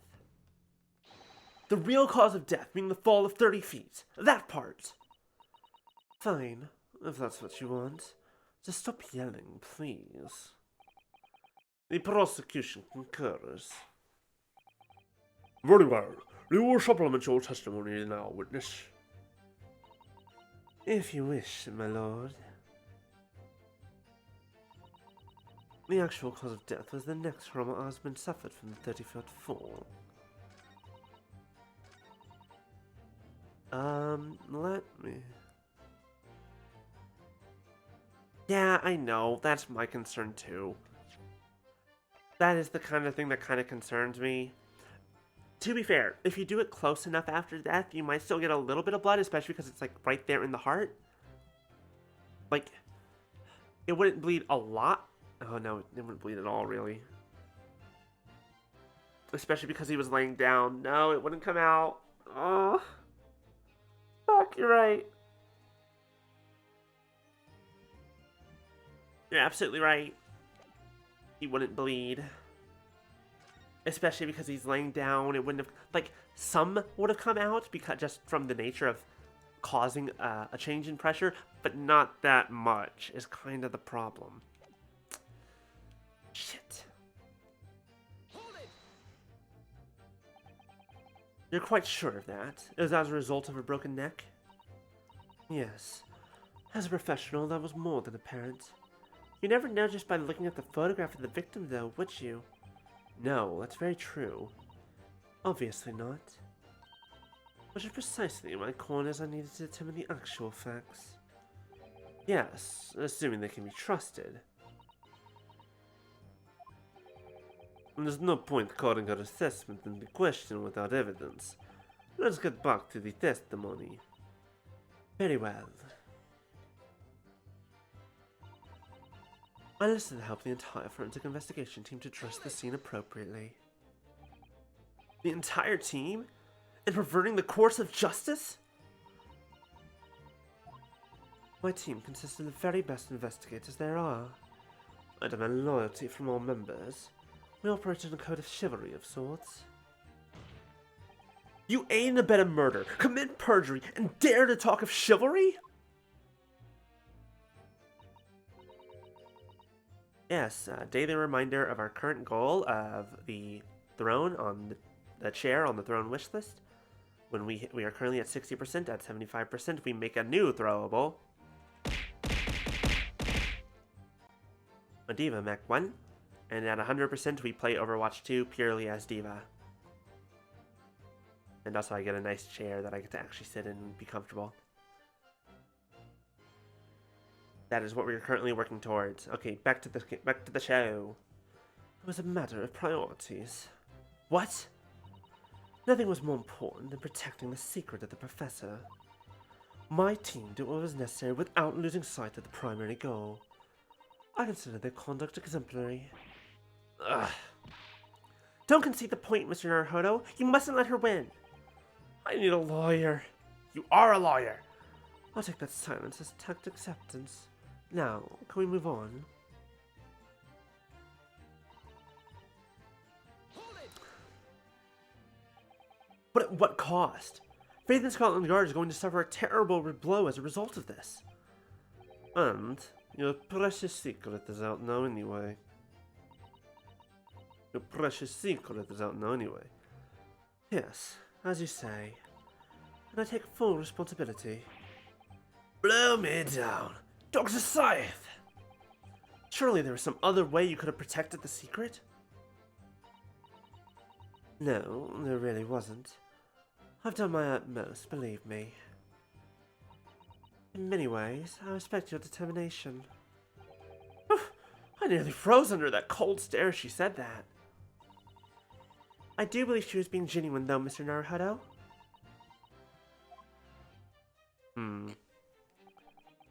So that's her story. She's admitted everything and revealed her full involvement in the crime. I do wonder if there could really be much more to it. Well, I don't know, but I just have a feeling. Do you, Mr. Naruhodo? The truth is, I find it strange too. How those two are reacting to this in completely opposite ways, I mean. Yes, exactly. For some reason, I feel sure they're still trying to hide something.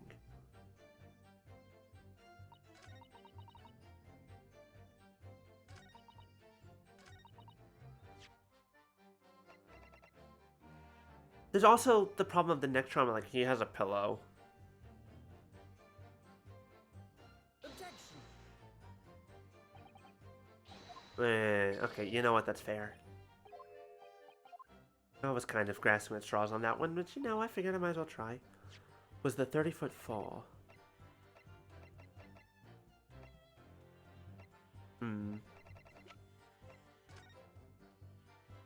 If that were true, though...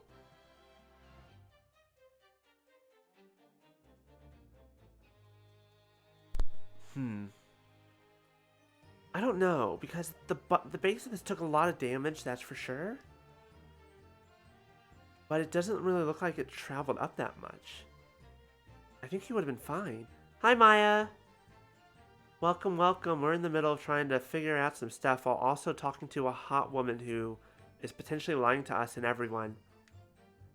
And by potentially, I mean definitely. We just need to figure out exactly how.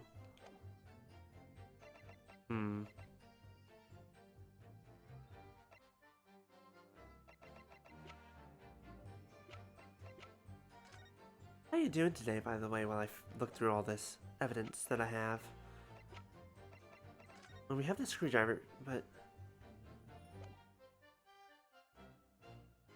Is she hot enough to get away with it? I mean...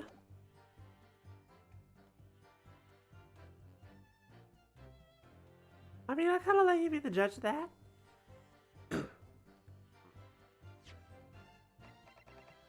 Objection. She's so cold, she's hot? Absolutely.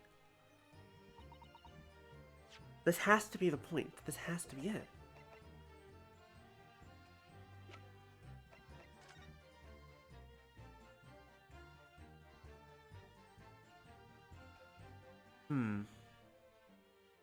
Yeah, see, Maya gets it. I mean, we all get it, but still.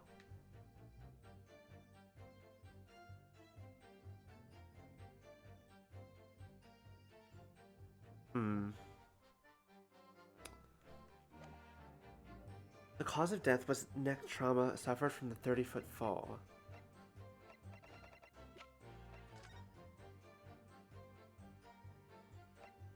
Hemorrhage to the broken vertebrae, but we know that this is fake, or at least she's claiming that it's faked. I mean, you're not wrong there. She is also canonically a MILF. Her daughter is terrifying, but she does have one. I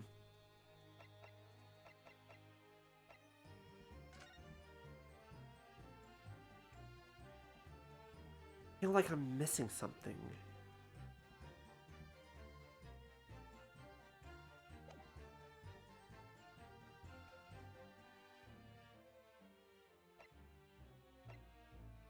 The actual cause of death was the neck trauma Osmond suffered from the 30-foot fall. Don't know if that's true. Is that what you're hiding?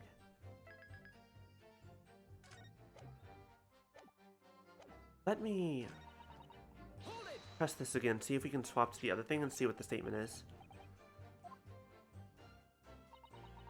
Communicating out the engineer's instructions. In his words, fabricate some evidence to make it clear that a hairbrain alone could have killed Asmund. So you went without any of your team to where Asmund had fallen. That's right, yes. I leaned down at the birdcage, opened it up. I took the screwdriver in both hands, plunged it into the man's chest.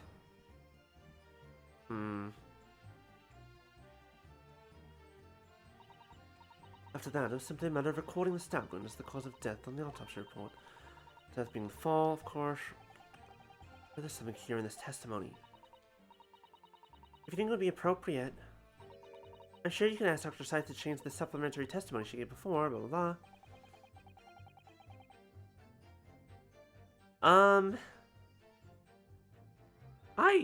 don't know enough about either of those two characters. She's more like... Are you my mummy? I want to dissect you. Type of vibes. Never change it. Dr. Scythe, what you said before about what you did to the victim's body, I believe that may be significant, so could you change your supplement? Why not just have both? Very well.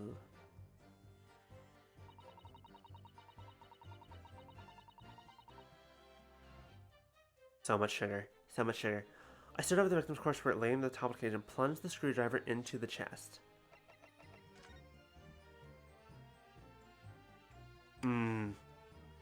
Oh, oh, oh, oh, oh, oh, oh, oh, oh! Duh, I'm stupid. He wasn't laying down when he was stabbed. Of course he wasn't. Look, because it dripped. I mean, yes, there's a little bit of chest, but still. What if that's it? Objection. We got the music stop. We got it. I've got a nasty feeling that this inconsistency points to an extremely uncomfortable truth. Gravity! Gravity is the matter, Maya. Gravity is the problem.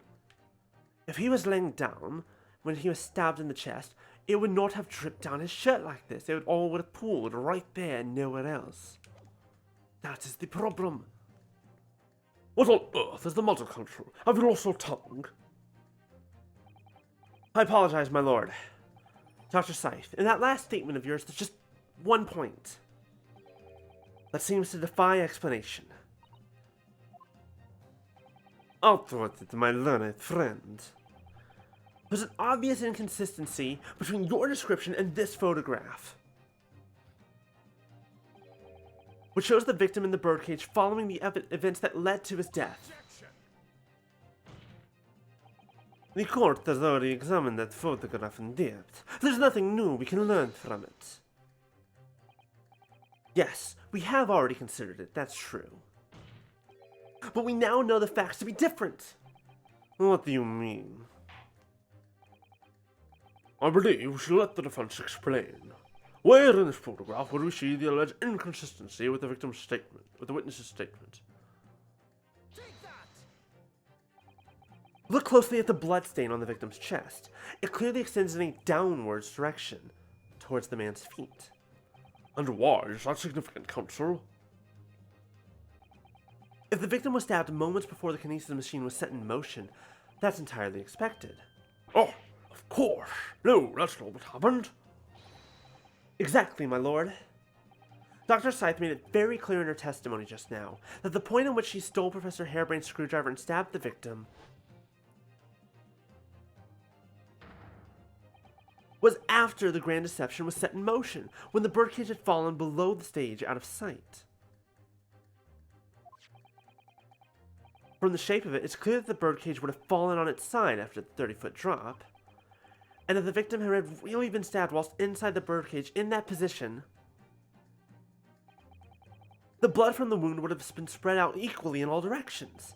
For it to have formed the longitudinal appearance we see in the picture is inconceivable. Wow, I didn't know Ryunosuke knew words like longitudinal.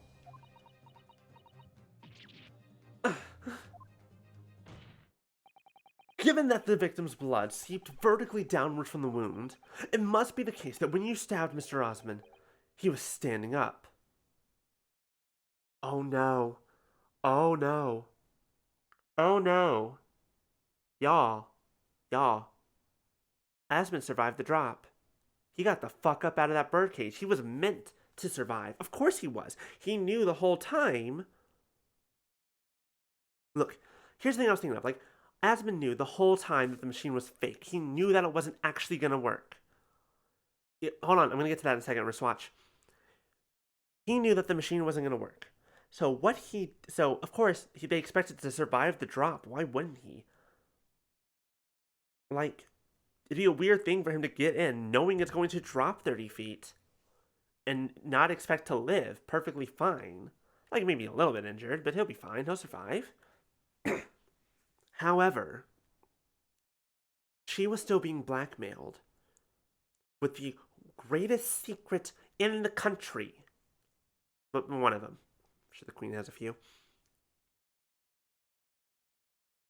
She didn't just collaborate with hiding the facts of the murder.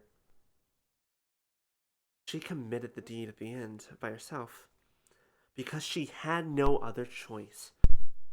And it's the one thing about the story that she didn't want out.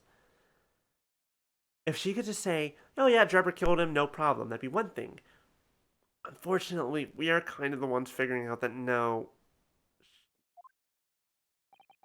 In short, Dr. Scythe, your latest testimony was a total fabrication. Oh boy. Oh boy. This is not good. I knew it. I was right.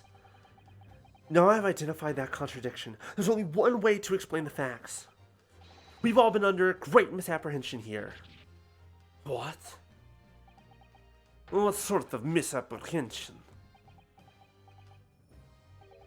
Dr. Scythe, you claim you were coerced into helping Mr. Drebber as a result of the note he left in the waxwork. You claim that you made changes to the scene of the crime to implicate the defendant. And you claim that you authored a fake autopsy report to cover your tracks. But one of those claims is an out-and-out lie. Because the question of what the bloodstain really tells us has only one possible answer.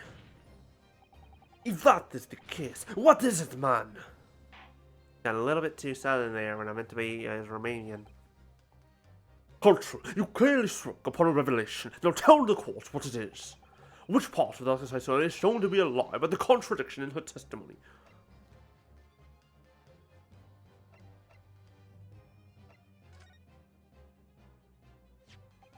You say that you examined the body and wrote this report based on your findings.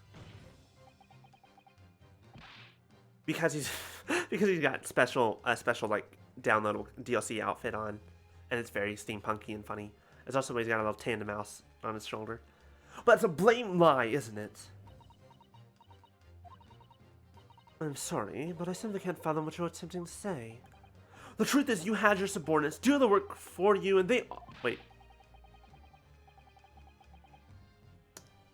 Okay, I chose the wrong thing, thinking he was going to say something else. Yes, I can honestly say that's not what happened. Okay, I just clicked the wrong one. I knew it was one of two options. I wasn't sure if it was the autopsy report because like, she lied about the fact that it's not a real autopsy report, but... This farce never ends.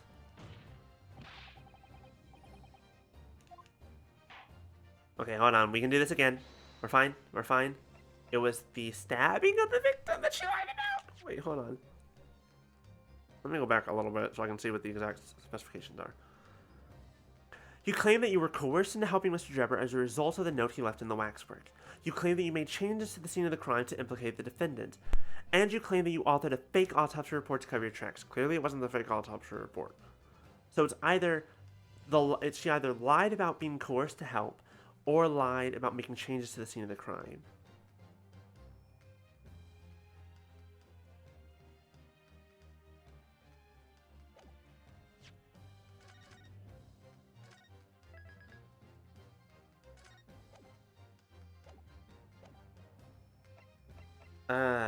Either she wasn't actually coerced, or the says. Let me just see what he says. If he's stupid. The answer is very simple if you consider the sequence of events.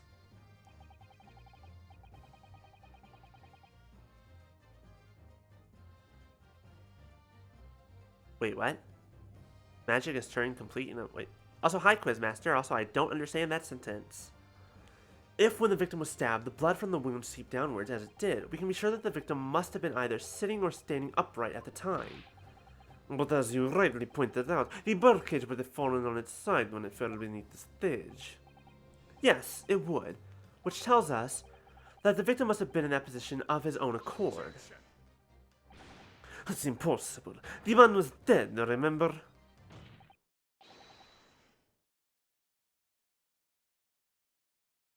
It can do the Turing test. It can beat it if you build the dex. Probably. Wow, interesting. No, that is the misapprehension. The fall didn't kill him. Here it is. When the birdcage fell from the stage into the void below, it must have hit the ground with considerable force. So it hurt, but it definitely didn't kill him. But Mr. Osmond didn't die in the fall.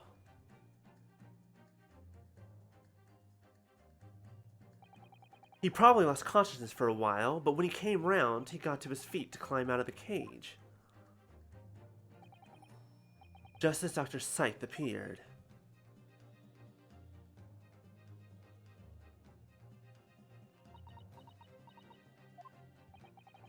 If the victim was in fact alive at that point in time, it changes everything.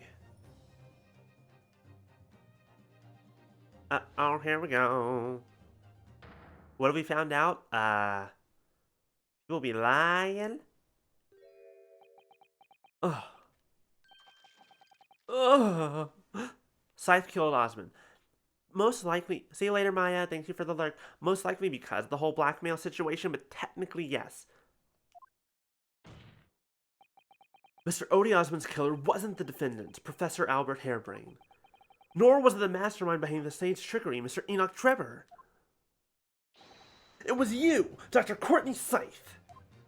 Hot woman. Hydrate, will do. Thank you, Punisher. That was not exactly the scream it should have been. Boss check, will do. Order, order! Can this possibly be true? Have you been taking me for a fool? It was you, was it? You killed him. Ah! Thank you. Thank you for the Pokeball. You hoped that by admitting to being an accomplice in Trevor's scheme, the trial would end. Before you were accused of a far worse crime. Cold-blooded murder. Oh, do shut up! You're so desperate now, you're making all this up. As if I would do something like that. I assure you, the defense is not desperate, Doctor. Mr. Naruhodo has established the facts using evidence and logic alone. Huh, logic? Don't make me laugh. Sadly, your logic has a gaping hole in it. What? What do you mean? I'd have thought it was obvious. A motive, boy. You're lacking a motive. What possible reason would I have to kill Mr. Osmond? Osmond was involved in any number of criminal activities, from coercion to theft to murder. But there is no known connection to Dr. Scythe there. I'm rather relieved to say it does seem somewhat far-fetched. True, there's no obvious motive. But there's still something in the back of my mind. I feel sure I've seen something somewhere that hints at why the coroner might have done this. Have I? Have I seen something somewhere? Is it you? I want to know what he looks like. I guess it doesn't really matter.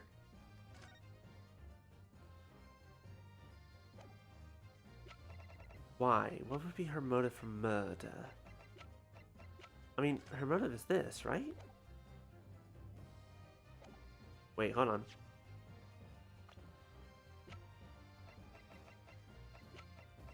Nope, okay, moving on. Yes, I might have tampered with the crime scene and concocted a fake report. But murdering someone for no reason is a very different story.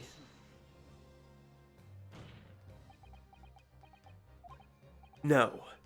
When you questioned what possible reason you could have for wanting to kill Mr. Osmond, something did come to mind. What? What was it, Constable? Enlighten the court at Yes, please enlighten me. No, I'm the one who needs enlightening. I mean, that's my thought. But that doesn't make any sense because we know he was a reporter. Like, there's almost no way in hell that he's the professor. And then, I mean, of course, here's the thing. That could very well be this. Hold on. Hold on. Yo, wait. You're on something. So, okay. let's lay this out for real fast. Okay, earlier on in the case, there was a point where I thought Asmund was the professor. But we kind of dismissed that because Madame Two Spell's whole thing about, oh no, the professor doesn't look anything like Mr. Asmund. And so I kind of put that aside. I stopped thinking about it. I stopped caring really who the professor was. It didn't really matter. But, the professor. What if the secret, that's the thing we don't know, is what happened 10 years ago. It was a closed court. Someone was buried alive. Someone took the professor's place. The secret of 10 years ago isn't that he didn't die during the hanging. It's that he wasn't hanged at all. It's that he went free. He went free. Because at this time, Asmund was a reporter. He was one with a lot of connections, one with a lot of money. He bribed his way out. That's what Strongheart didn't want to get out. Now, for whatever reason, he also stopped killing at this point. He stopped being the professor. We don't know why. We don't know why he was the professor in the first place. Doesn't matter. The Black Dahlia? Yeah. So the corpse that was put in, that's also part of why his name and his face are a secret. Because he's still alive. Because he was still wandering around.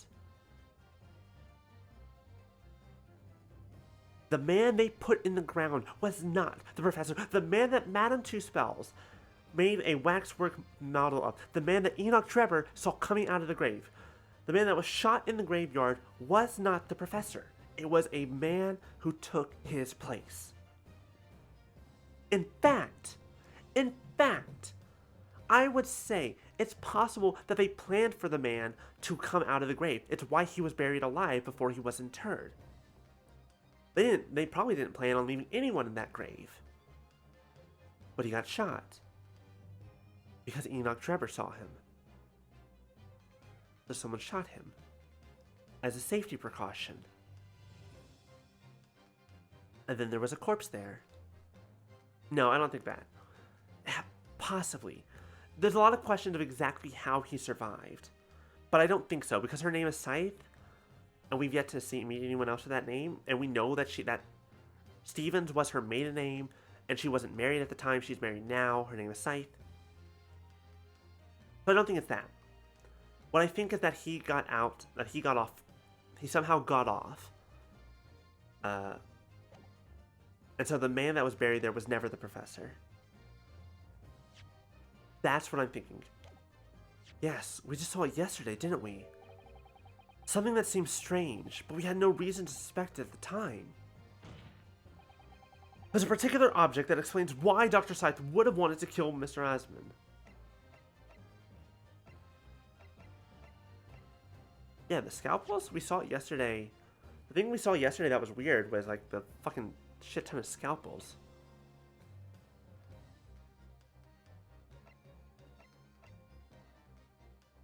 The scalpels?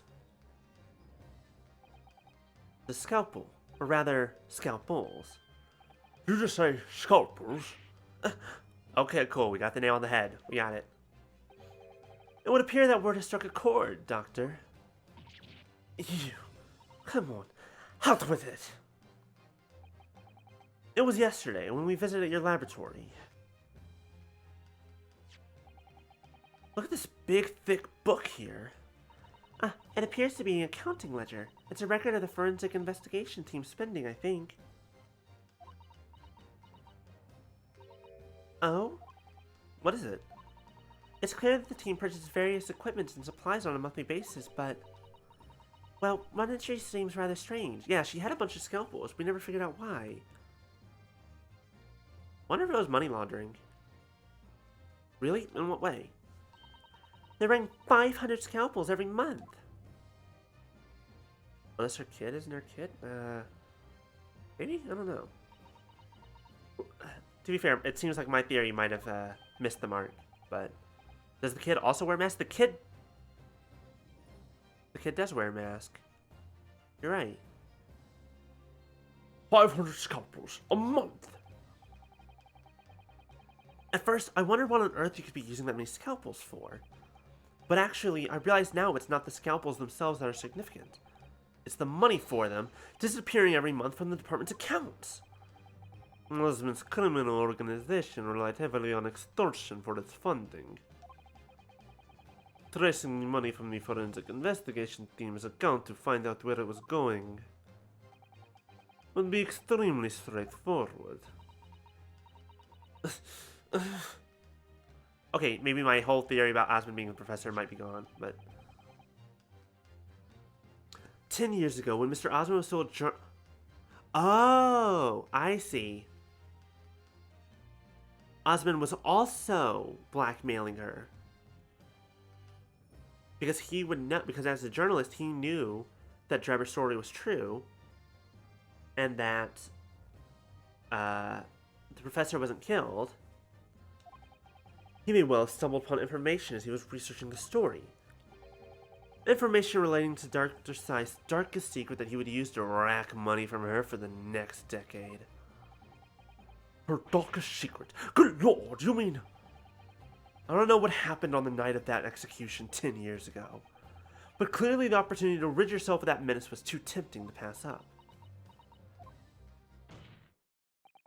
So in the end, you weren't coerced at all, were you? You did it entirely of your own free will. You stabbed Mr. Osmond in the heart with all your might. To silence the blackmailer who knew your darkest secret forever. You'll never understand. None of you. What we've had to keep covered up all these long years. Out with it. Say it now before you get silenced. Please. Just tell us what happened.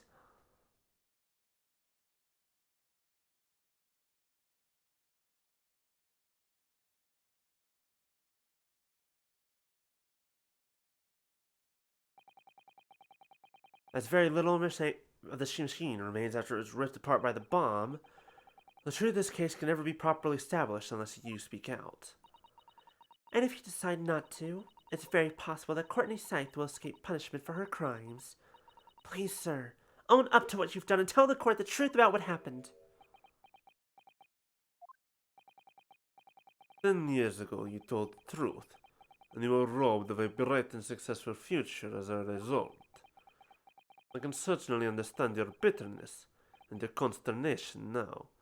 However, this is surely the chance you've been waiting for, to sever the hold that fate's had over you all these years. Okay, I might have gotten some theories wrong, but, I mean, you know, I tried. Half the things you can predict in this game are fucking nuts anyways. Super high voltage instantaneous kinesis. I mean, really.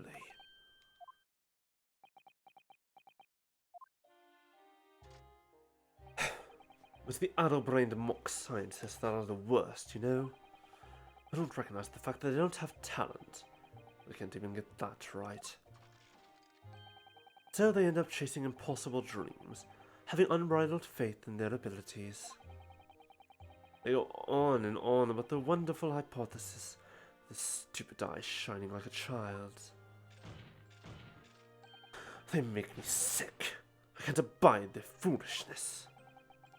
Careful, Mr. Drebber. Careful, Mr. Well, fucking goddamn, whatever. I lost the voice. Good lord, careful. But what is wrong with me all of a sudden with that one sentence? I was particularly pleased with the Kinesis Machine. It made for quite a show, didn't it? So you admit it? You admit that it was nothing more than a sham made for the purpose of killing the victim? Yes, I admit it. I did it all in the name of revenge. Revenge for the future that Mr. Osmond's article had deprived you of 10 years earlier. But the revenge you sought didn't stop at Osmond, did it? Which is where that very particular waxwork comes in. Yes, I see. The condemned convict that you saw rising from the grave in Lowgate Cemetery 10 years ago.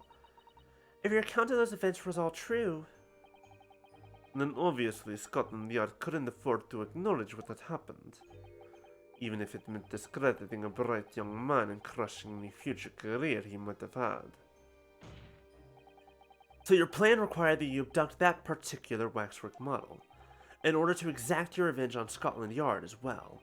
Or on Dr. Scythe, to be precise.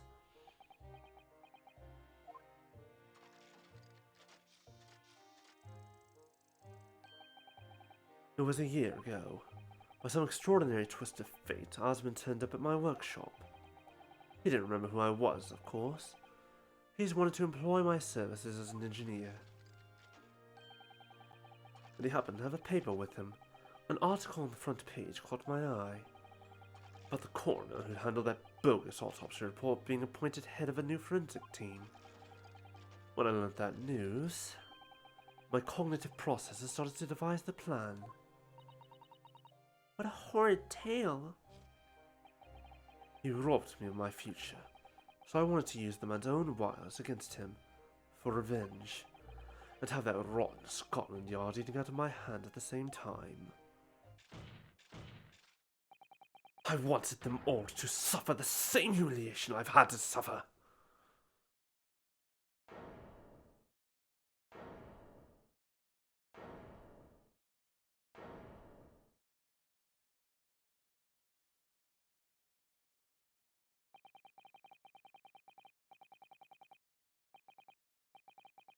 Your actions against those who'd ruined your future were justified as revenge, at least to yourself.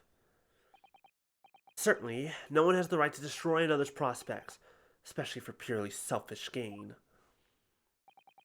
And yet, in carrying out your plan, you did exactly that to someone else, didn't you?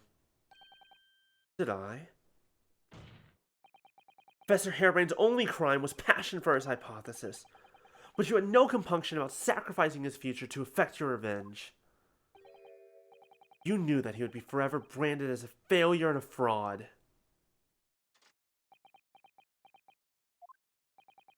Perhaps life treated you unfairly 10 years ago, and others' misconduct left your life in tatters. But remember this. Your own actions resulted in exactly the same thing for another perfectly innocent young man.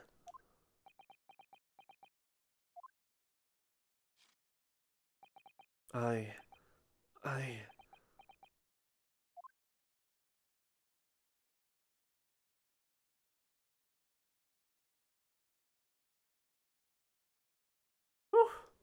Blinded by rage and hatred and revenge. Lord Van Jacques, what of Dr. Scythe?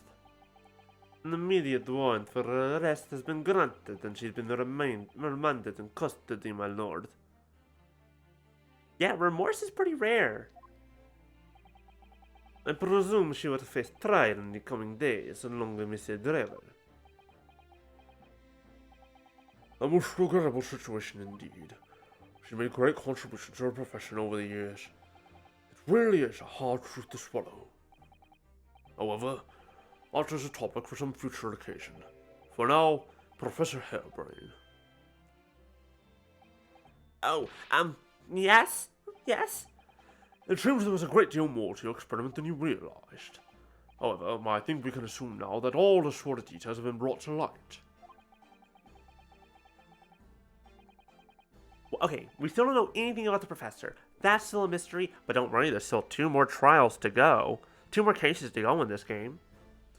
But they killed Osmond. So he wanted to kill Osmond because he ruined Drebber's life with the article that he wrote 10 years ago. By putting his name in it, it ruined him.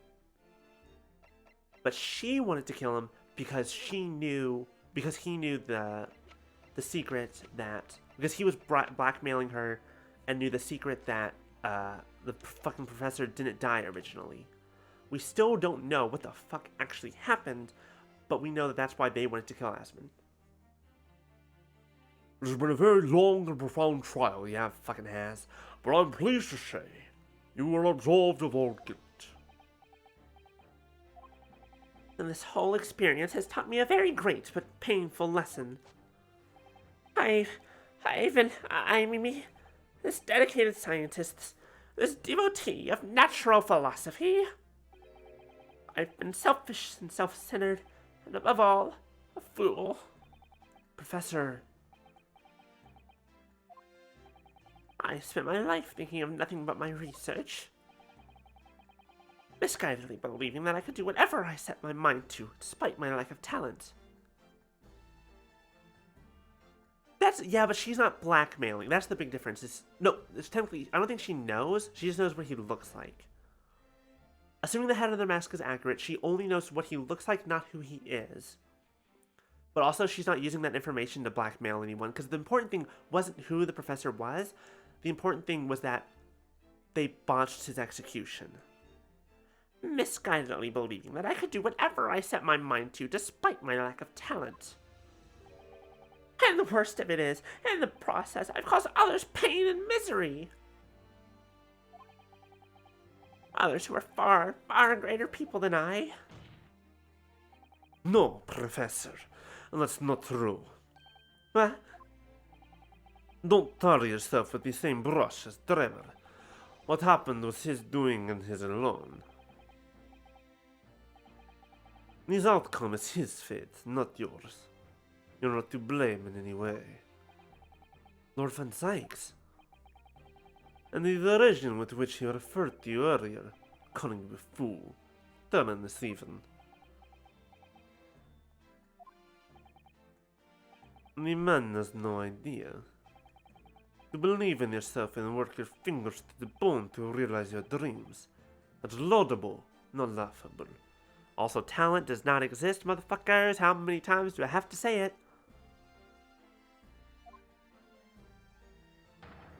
We don't know, actually, how old her daughter is.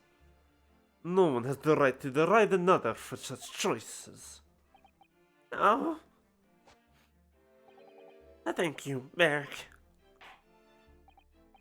So, ladies and gentlemen of the jury. Yes, my lord. It is this court's expectation that you find the defendant not guilty of the charge of which he stands accused. I presume there are no objections. And for me, my lord? Certainly not. This trial has really made me think, but this is the right decision.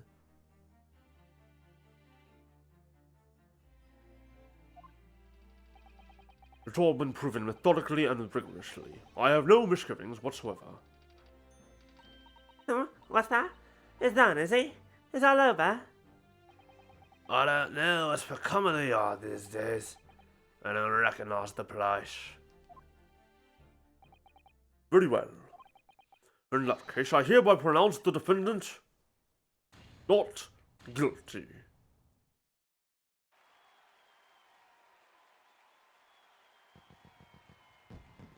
Who was setting fireworks off in the Old Bailey? Why do they always do this? That's a good way to set the place on fire. Court is adjourned.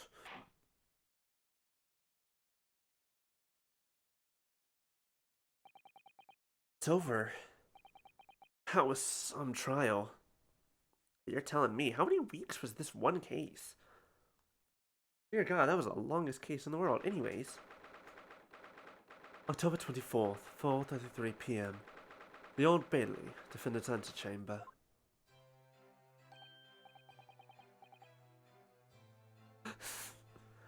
Professor! Oh, what a splendid outcome, isn't it? Oh, it is, it is! Congratulations, Professor Hairbrain! Mr. Naruhodo, Mr. Sato, I am truly, truly beside myself with gratitude. How can I ever thank you enough? I'm just glad it's all been cleared up. That you realize you were just caught up in a bad situation. Right now, you know, if I had that research grant money, I'd give the whole lot to you, every penny. Well, that's very kind, but I'm just a student, so we're still a lawyer, we're practicing a lawyer, give us money. Money, please, we did job, give money. At least $5. I'll take $5. We don't need any financial reward. Your acquittal is more than enough. No, we need financial reward. We are a business. Hello? Legal consultancy here. Lawyer ain't cheap.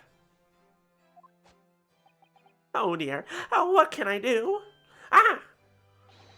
How about this? As a memento, the paper about my hypothesis is inside.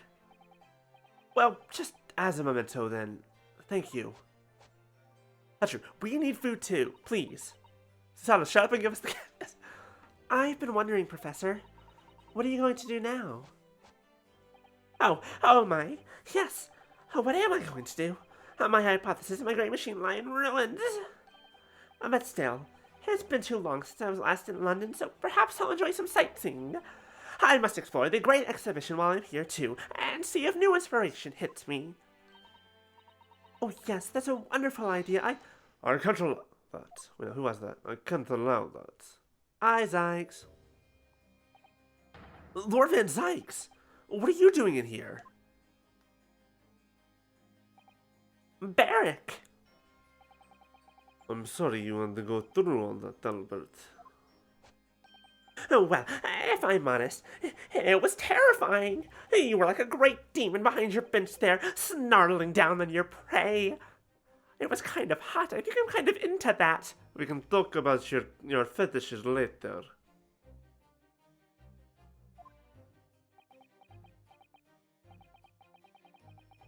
You're one of the few true friends I have. Thank you, Vanisher. I couldn't leave it to anybody else to handle the prosecution. Or the defense. Sorry? Or the defense? Did I just hear that right? No one heard that laugh? I got someone to almost do a spit take. I call that a victory for the day. I always knew that you had my best interest at heart. Don't worry. How about you show me around while I'm here in town? It's been a long time since we left university. We have a lot to catch up on. Maybe a coffee or a dinner? How about we stay inside tonight? Listen, Albert. In a few days, your acquittal will be made official. When that happens, you must head straight to Dover. I'll accompany you. What? From there, you'll cross the channel and make your way back to Germany. I've already purchased the tickets. He's afraid of his own curse. Once they're out of the country, the journey's safe. But no, hold on a minute, Barrack. What about the great exhibition? This is the chance of a lifetime for me. I want to look around. No sightseeing, Albert. Give up on the idea. I'm taking you to Germany and running away with you. We're leaving this life behind us, and by that I mean you're going alone because I have the Reaper and we cannot deal with that. Allow me to show you my bottle collection. Is that an innuendo for something? Perhaps. Sometimes it's hard to see any warmth in those eyes, Barrack. Hydrate and posture check, thank you.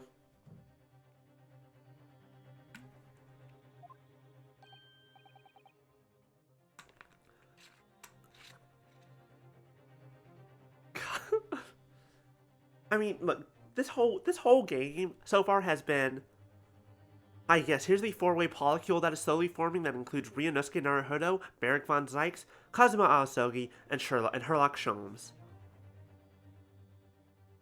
Jesus Christ.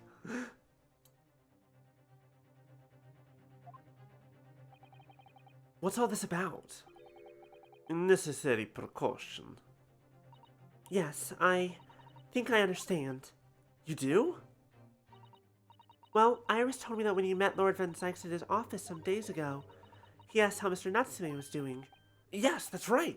I remember being surprised at the time, and thinking it was nice of him to ask. The point is, Mr. Natsume is still alive and well, even though it's been more than 6 months now since he stood trial with the Reaper as the prosecutor. You mean the Reaper's influence doesn't stretch overseas? Those in the Reaper's sights meet their end days or sometimes months after their acquittal. That's been the pattern up till now. But of course, we know that both Mr. Natsume and Gina were completely innocent. Wait. Natsume only served trial twice.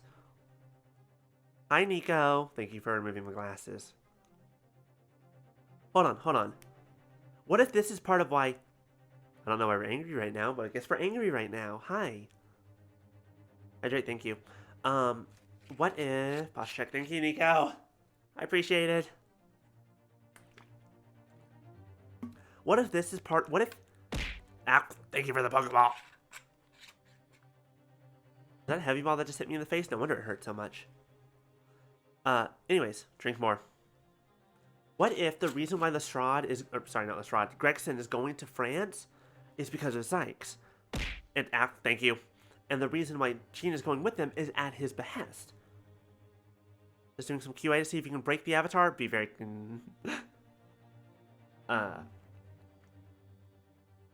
We didn't get a date with Dr. Scythe. That's true. We didn't get a date with Dr. Scythe. We're very sad. However, Madame Two Spells is still available.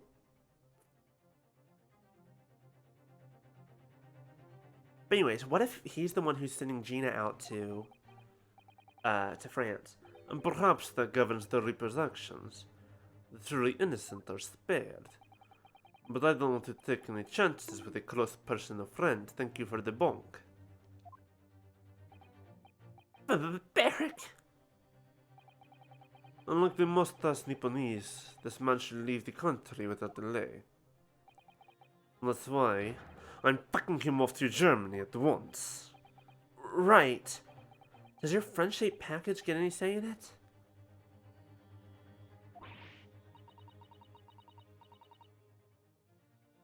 Goodness, was this your intention all along then, Lord Van Zykes?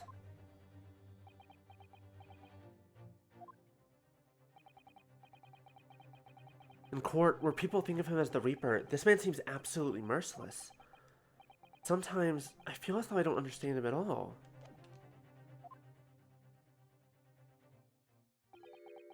It's time to go, Albert. Back to the prison for the time being.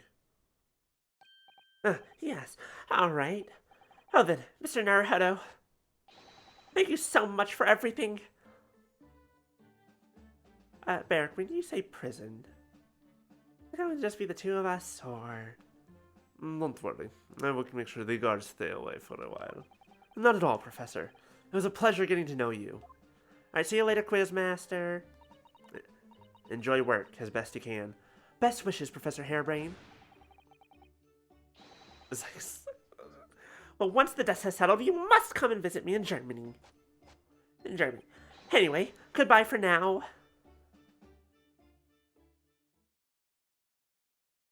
I'll be honest, the innuendo jokes just write themselves. Now, my Nipponese friend. Oh, yes? No, I thought you'd gone too. We have matters to discuss. Can you spare me some time? I thought you were going to spend some time with him. You can wait. We've waited 10 years, a little longer, won't it? You want to talk with me? I'll be waiting in the courtroom in 10 minutes. Oh, damn, you want to do it in the courtroom? Damn, you kinky. Well, that was strange. For some reason, I didn't get that sense of impending doom as he walked away this time.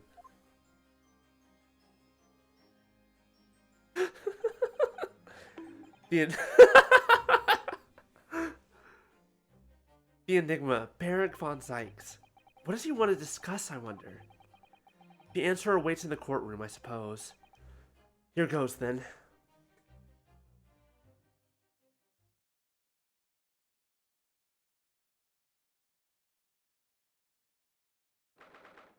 October 24th, 4:58 p.m. The Old Bailey courtroom.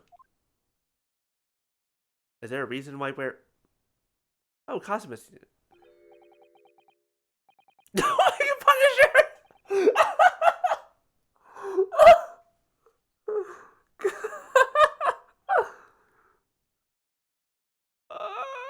Yes, I do want to take the mask.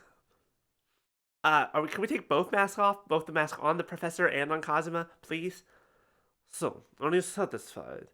You saved a guileless scientist from a great injustice. Yes, I think so.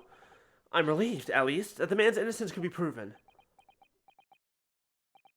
Anyway, I imagine you've been wondering where my animosity towards you Nipponese comes from.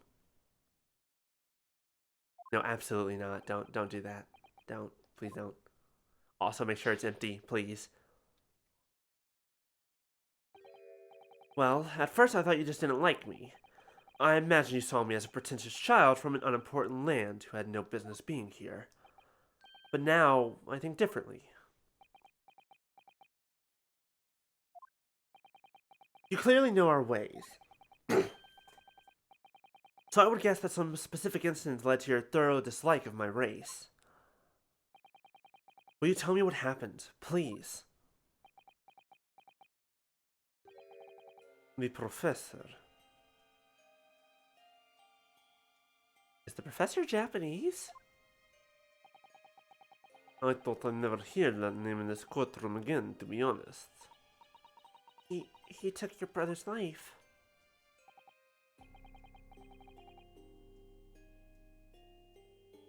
Clint. My brother was Clint von Zykes. 16 years ago, when I was still just in my teens, he was already the director of prosecutions and a key member of the judiciary. I looked up to him. He was everything I aspired to be. Maybe? That's the thing. I don't think Osmond was the professor. We're past that idea. Past that theory. But still. He was involved in the establishment of justice systems in foreign countries as well. There were exchange programs between Britain and other nations then too, to share knowledge and ideas. As part of one of those programs, 3 judicial students came to Britain from your homeland, the Empire of Japan. Wait, hold on. Oh shit, he just said 3. Professor Mikotoba, the judge, and the man who would come to be known as the professor. Oh, if it was 16 years ago, then one of them could have been my father. Of course. I remember Dr. Mikotoba well. I had no idea. I was a minor at the time, training at the prosecutor's office. One day, Clint introduced me to the 3 visiting Nipponese. So, you've actually met my father? He and his colleagues were polite and amicable. They were adept at their work and exacting in their standards. It was my first encounter with the Nipponese spirit, and it made a very great impression on me. But 6 years later, that's when it happened. The investigation was going nowhere. There were no suspects even, just an ever-growing list of victims. And in the end, my brother became one of them. The last, in fact, before the case was finally resolved. So sorry, Lord Van Zykes. Truly. Clint was always ready to put his life on the line for justice anyway, so he wouldn't have wanted it any other way. He lost his life to the killer, but it was his victory in the end.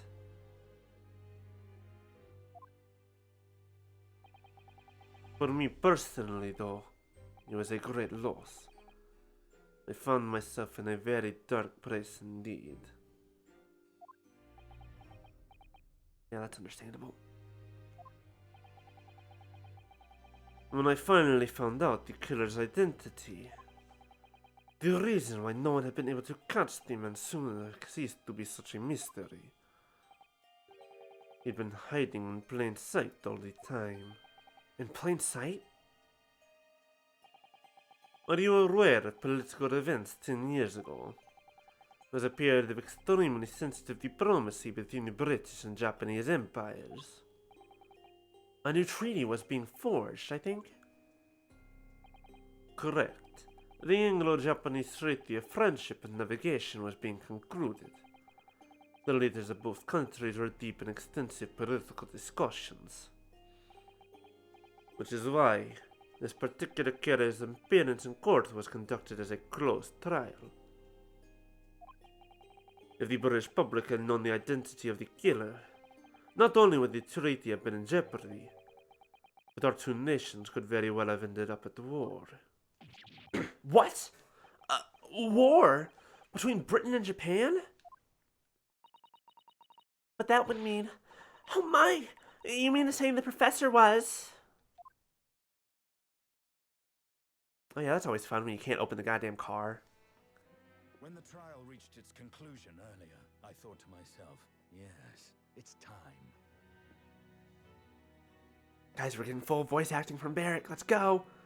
I mean, he still sounds kind of vampiric, just not the vampire that I was doing. Time for you to come face to face with this hideous monster. With this... Wait, no, hold on. Time for you to come face to face with this hideous monster. Eh? I borrowed the key for the mask from the proprietress of the Waxwork Museum.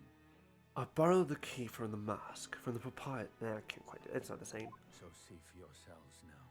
Confirm it with your own eyes. The truth that's been hidden this past decade. So see for yourselves now. Confirm it with your own eyes. The truth that's been hidden this past decade. Matching voices is hard. Yep, called it. Japanese man. That's the professor? Yes, that's him. Until now, the thought never even crossed my mind. That the mass murderer, whose crimes shook Britain as never before, was Japanese. Wait a minute. That face. Oh shit, she knows him. I feel as though I've seen it somewhere. It's Probably really have. familiar. After all, he probably knew your father. Kazuma? Oh, please don't tell me it's Kazuma's dad. It's probably Kazuma's dad, isn't it?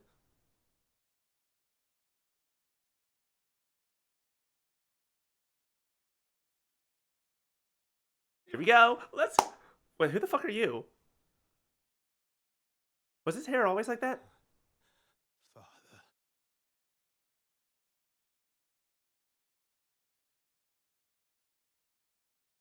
Okay, first of all, that is Kazuma. I just forgot that his hair was a little that green. I thought it was blacker than that. Second of all, I fucking called it. I called it. Props to me. I win. Let's fucking go. What? Father?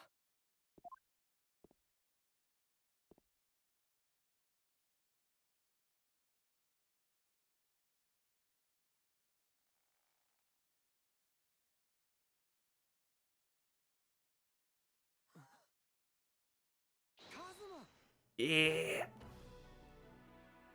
We have to get back. No, the sword dyer's now. My best friend, Kazuma Asogi. That's ours. We're not giving that back. I like it. After a whole year, finally his memories returned.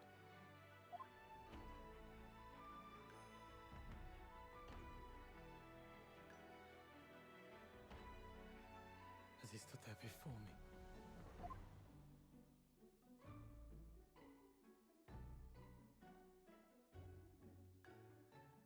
Ryunosuke.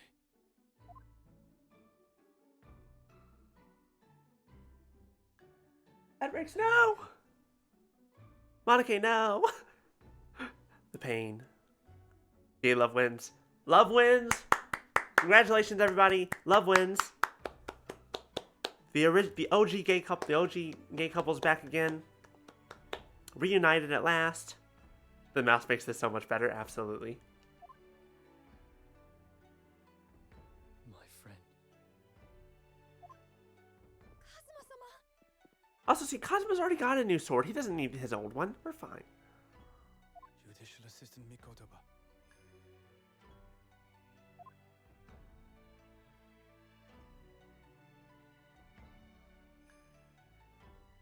It's been a very long road. Thank you. Thank you for guiding my friend here when I could not. It was an honor.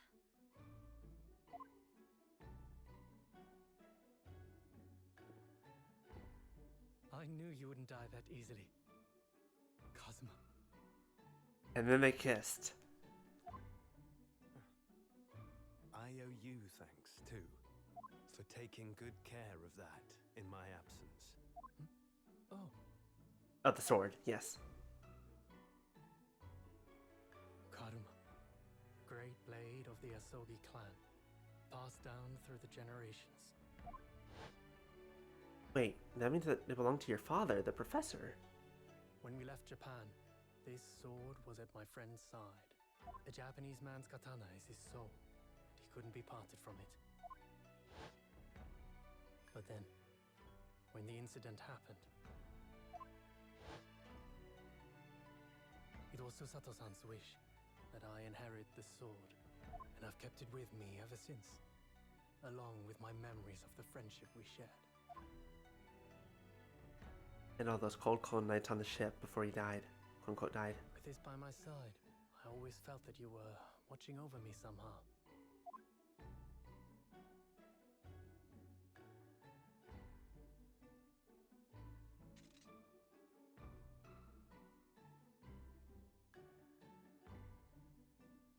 That's not how that works. He didn't tie it to his waist, but that's okay.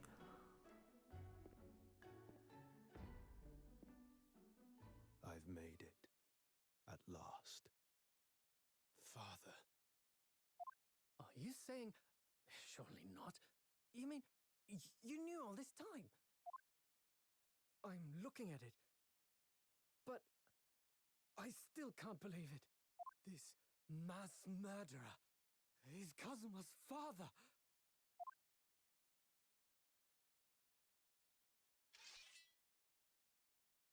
Just a wax figure. Please don't attack it. What are you doing?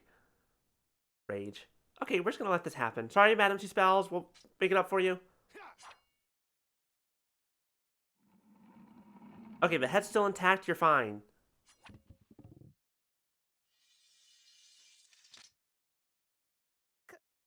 Kazuma-sama.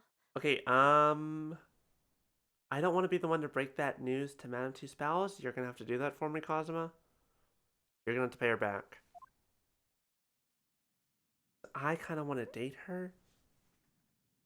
Ryunosuke, we have much to talk about. But now is not the time. Me, now's not the time. I'll be seeing you.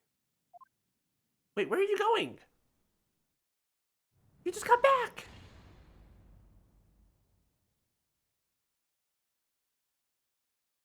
That's all Kazuma said. Before he turned and left us there, in the courtroom.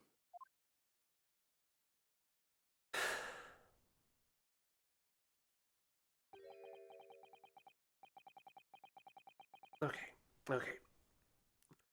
Should we... You know what? I have a voice that for this guy. I'm just gonna stick to it. So he's the living after image of the man who took my brother's life, is he? Yes, Kazuma Sogi, my best friend. And of course he didn't know. He wasn't allowed to know. 3 months ago, when Lord Strongheart introduced... Because he was wearing the mask the whole time. And also, Kazuma had amnesia. When Lord Strongheart introduced us, I had an inkling there is something there. Some connection. Why did Lord Strongheart do that? Why did he make Kazuma Lord Von Zyke's apprentice? And when he was suffering amnesia, too. The man was apprehended, even executed. But his legacy just won't die. That's the sad truth. Anyway, that's all I had to say. I thank you for meeting with me as I asked. Does this mean you're not going to be racist anymore?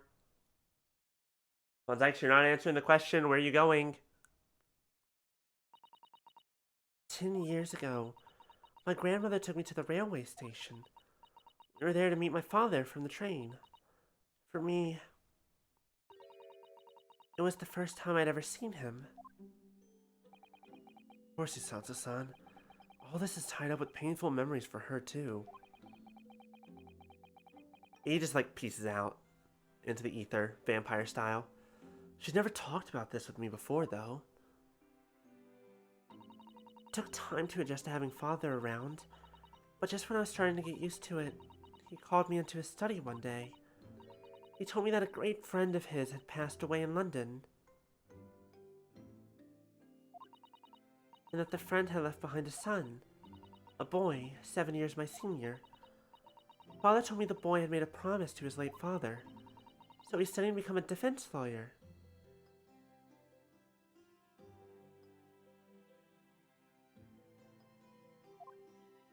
I'm sorry? Hello? I wanted to help, so I studied to become a qualified judicial assistant. As I'm sure you've worked out, that young man's name was Kazuma Asogi. You see, that's how he and I met. God fucking damn it. For a brief moment, my great friend had returned, only to disappear again all too soon. But in that fleeting encounter, something stirred. Something that had been dormant for a long time. I'm sorry, I'm dying to wristwatch. What the fuck? God fucking damn it. As if great wheels had been set in motion. I could almost hear them creaking into life. In some ways, it was the end of a chapter. I don't know if I hate all of you or love all of you. It was the start of a new one.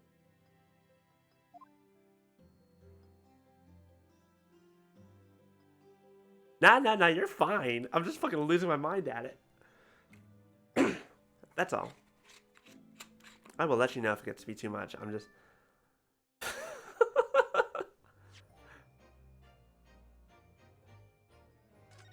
I have gone through... You laid us or hove us? Yes. That's exactly what it is.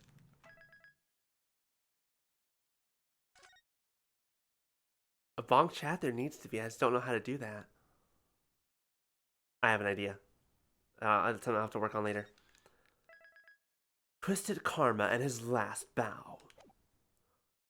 We're finally into there are 2 episodes left.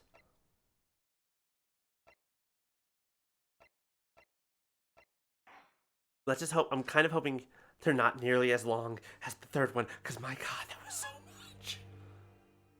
Twisted Karma and his last bow. Pipe in hand, Sholmes looked down at the thick, rolling fog outside our window. I wonder exactly how many mysteries are out there, hidden within this bed of fog, he said. Indeed, a most bizarre incident, born of a curious advertisement. A hellhound's mad gallop through the shadows of a serial murder, an executed man's graveyard resurrection in the dead of night. And a commonplace killing in a small, forgotten room at the edge of town. Right, I also forgot that was kind of There is naturally always another side to every case, of which most remain ignorant. And it is that other side which compels me to the scene of the crime, Wilson. So quickly now, take your hat and let's be on our way, my dear fellow. For our adventure is not over yet. Come, the game is afoot. Right, I forgot that the professor case was the Hound of the Baskerville case.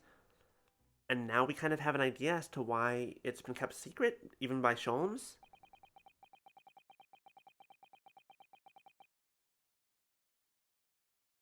"8 days after that earth-shattering trial and Cosmo regaining his memory, we were in the foyer of one of London's most luxurious hotels, the Great Waterloo Hotel. Fog so thick you can eat it." I don't know if you're directly referencing a very old episode of Scooby-Doo, but boy, that's what I'm thinking of. Or no, I think he said you could cut it with a knife. And then Scooby did, and then he ate it. Anyways. November 1st, 10:24 a.m. Great Waterloo Hotel foyer. Professor Mikatoba... Professor Mikatoba is due to arrive at any moment. Yes, I'm so glad we got here in time. Dotson hasn't been the same since what happened. Not that I'm surprised. The truth about Kazuma-sama's father. Hmm? Do you suppose my father knew?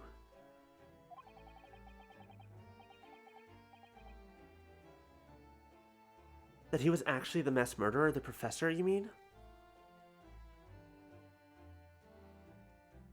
Oh yeah, I forgot that Kaden is doing Owl the Edge tonight. That'll be fun. I'm very much looking forward to that. Hope you're all looking forward to Owl the Edge.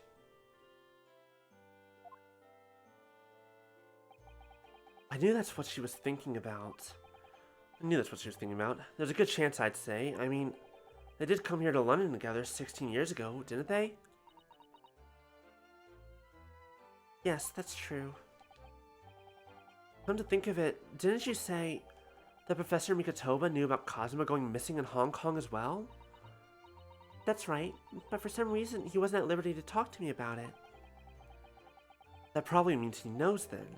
About Kazuma showing up here in London with amnesia, and that he's regained his memory now. Oh, there she is. Wait, what? Oh, it's the judge! And Professor Mikatoba!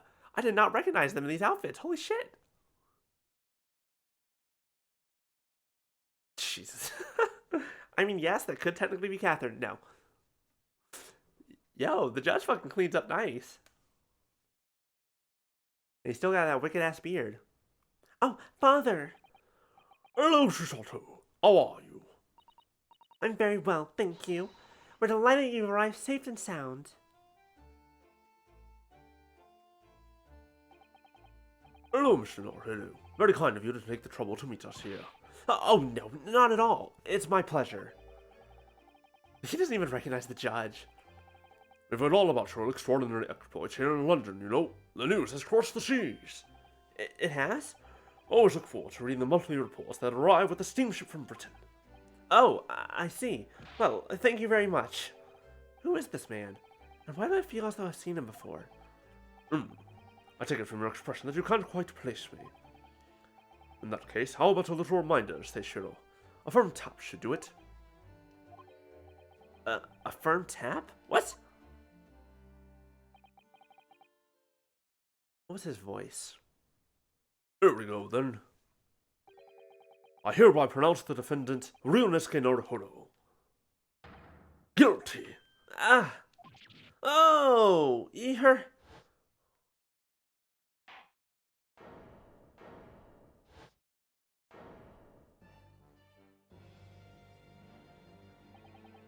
The court will now hear the trial of Ryunosuke Naruhodo. Your Excellency!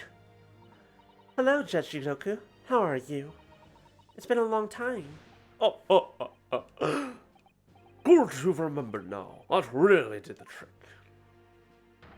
Guilty! Oh, please don't hit us with that hammer. I'm sure it hurts. Only I was declared not guilty, wasn't I? And there was no laughing at the time. So, London again after all this time. Hard to believe it's been 10 years. To be honest, I never thought I'd be back. Neither did I. I didn't imagine Japan would ever be invited to an international symposium like this. Though really, I doubt anyone did, to be honest. It's all thanks to you, isn't it, Seishiro? What are you talking about, Yujin? Of course, Judge Goku. You must complete the set. He's the other man who 16 years ago came to London with Kazuma's father and Professor Mikatoba. He's the third visiting scholar. Oh, and look, the buttons that he's wearing are future attorney's lawyer badge in the original Ace Attorney games. Yeah, which is still technically on here as well. It's just a little bit easier to see without the scales. Well, all of those passport checks and luggage searches at the border took rather a lot of time. I must say, I'm very envious of your ministerial status. You didn't have to go through any of that, did you? Ha! I knew you were jealous. Sorry, ministerial status? Yes, didn't you know? Says you're here as also Japan's Minister of Foreign Affairs. It was his personal insistence that allowed you to take Cosmo's place here on the study tour. Oh! Guilty as charged. Well, thank you very much. He's hardly every bit as important as he looks. Look, you don't get a beard like that without taking a lot of time, and you don't take that time if you ain't important. Ah, yes, now, Naruhodo. I received a telegram from Lord Strongheart yesterday. Oh, yeah, you did?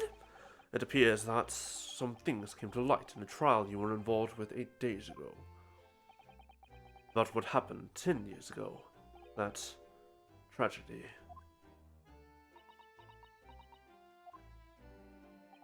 Yes. Could you tell us any more about it? So, how was the voyage here? Well, 50 days at sea is a long time by anyone's standards. But it wasn't bad when we first came here, as bad as when we first came here 16 years ago. You people are loving. I love you guys. I love that you guys love the playing dress up with me. It's very fun. No, that's true. Well, I truly wondered if we wouldn't be drifting in the vast ocean for the rest of our lives. This time we follow the same route as you, so we were able to relax and enjoy the experience. Ah, so you stopped in France's beautiful capital, Paris? We did, yes. Only for one night. And yesterday evening we left the port of Dunkirk for Dover. Just in time for the symposium, in fact. It starts tomorrow. It's wonderful that you're invited to attend such an important international event. I'm very proud of you, Father. Thanks to Seishiro here. 16 years ago, he managed to ingratiate himself with the Britain's Attorney General. I'm sure that's why he was invited, and I suppose you could say I'm something of an appendage by default. Speak for yourself, Fusion. You're a close friend for the Professor of Forensic Science at a major hospital. Yes, well, I'd rather not dredge all that up, really. No. There's been a lot of water under the bridge since then, but it doesn't bring him back. Cosmo's father, I suppose. Nope, I think they're talking about Wilson. I'm not sure. Let me see. What did they say? You were close friends with the professor at a major hospital. Yeah, Dr. Wilson. Iris's dad. The professor. The killer who took the lives of 5 members of the British aristocracy. Actually Cosmo's father, wasn't he? That's correct. Genshin Asogi. I'm sorry. Did you say fucking Genshin? I guess you could say he really made an impact on Britain, didn't he, during his time here?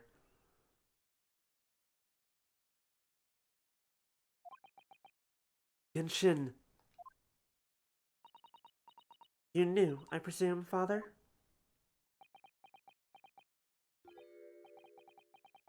Yes, he was a close friend at the time. Genshin came to Britain as a police detective. He was studying investigative techniques at Scotland Yard. I've never understood what drove the man to commit such heinous acts. It was a closed trial, so the public never knew the truth. That he was executed with little ado. Look, here's the problem. Look, here's the thing. Only 5 isn't enough. If I've learned anything, dear God, the pity. Dear God, the pity. The only 5 stars I've gotten so far are after 70 plus. Ugh, it hurts. To this day, very few people know what really happened, even in our homeland. But what about Cosmo? Did he know? Did he know the truth about his father? No, of course not. He was told his father passed from sickness. However, I suspect he may have had his doubts. Oh, why? As you know, I tried to guide Cosmo growing up, as if he were my own son. Then one day he came to my office at the university and said, "I've decided I want to travel to Great Britain and study there." Do you think he wanted to come here to investigate his father's death? I don't know. But when I looked into his eyes, I did know that there was no way I'd be able to stop him. Something else came to light in that trial the other day, actually. Oh? What? Well, having disappeared in Hong Kong and been missing for almost a year, Cosmo has since turned up here in London, working as the apprentice of Lord Van Dykes. What? What? That's news to us. That's news to us. So, Lord Strongheart telegram neglected to mention that part then.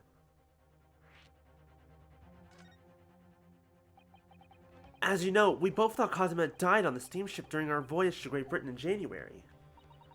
But he didn't die. He's alive. As you knew, didn't you, Father? In actual fact, no. What I did know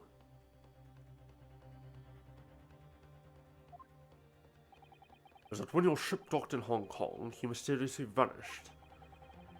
We sent a team full of investigators to Hong Kong to try to ascertain what had happened, but to no avail. He's still alive, and here in London, you say? I never dared even to dream it. Why on earth did the young man not make contact? The government and the police have been chasing clues fruitlessly for months now. Well, it seems that he was suffering from amnesia. What? Amnesia? When we first came across him again here in London, he didn't know who either of us were. I see. He only regained his memory 8 days ago. This is unbelievable. Yes, it's quite miraculous.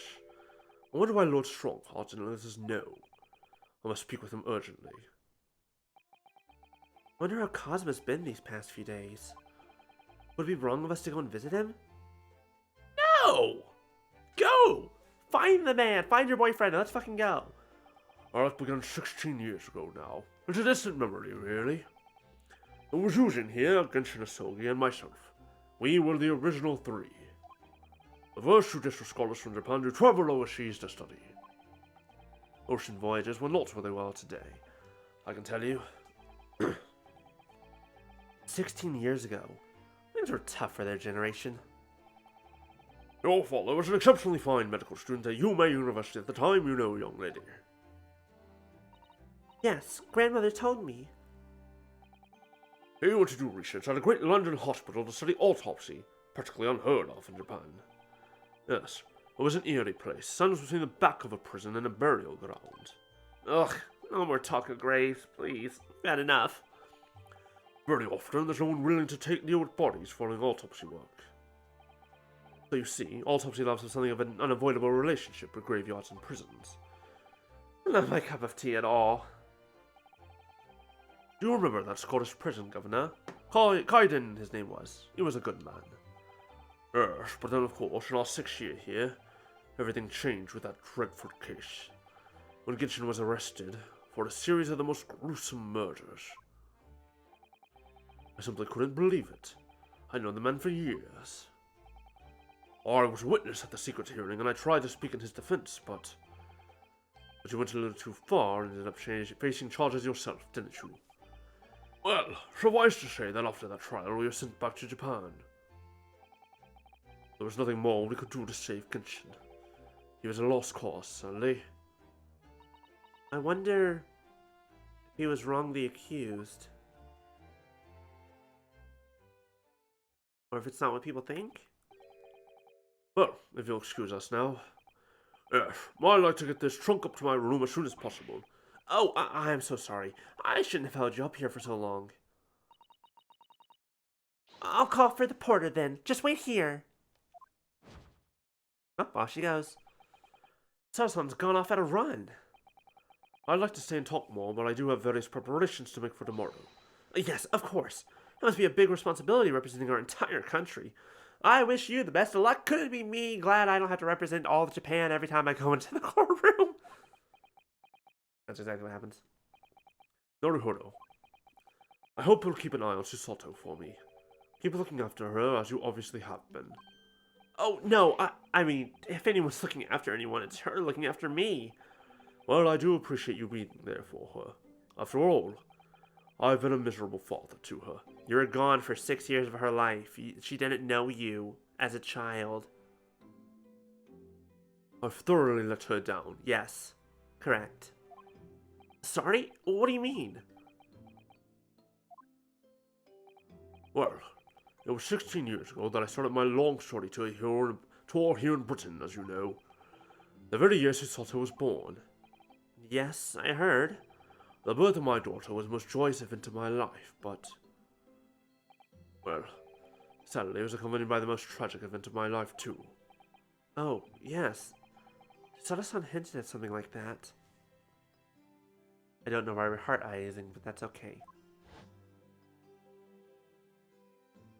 I think her mother died. It was a rather turbulent time at home.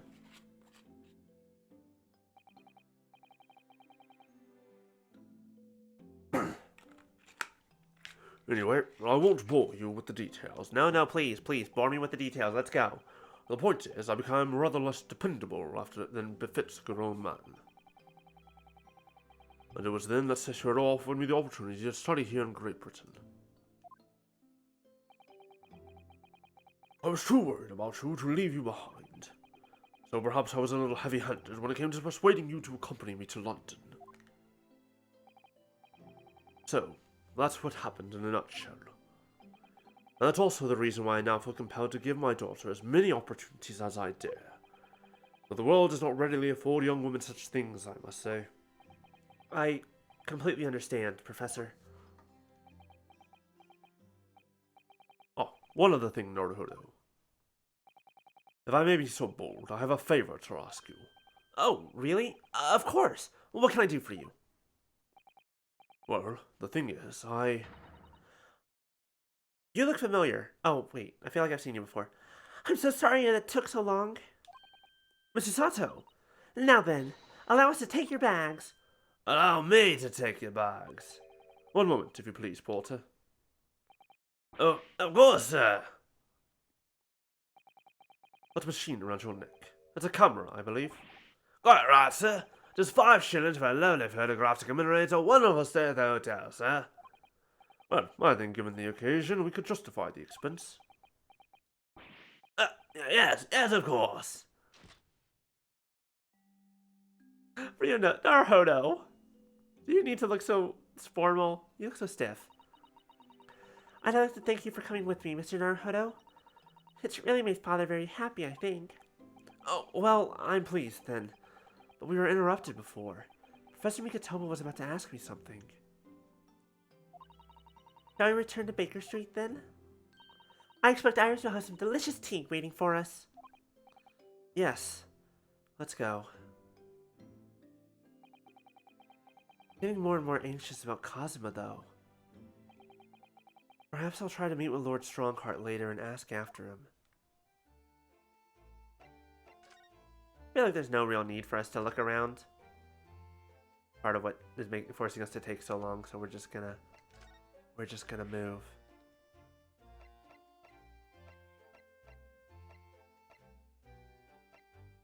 Let's go talk to Strongheart. Because why not? Ah, Barrack. November 1st. British Supreme Court. Lord Chief Justice's office.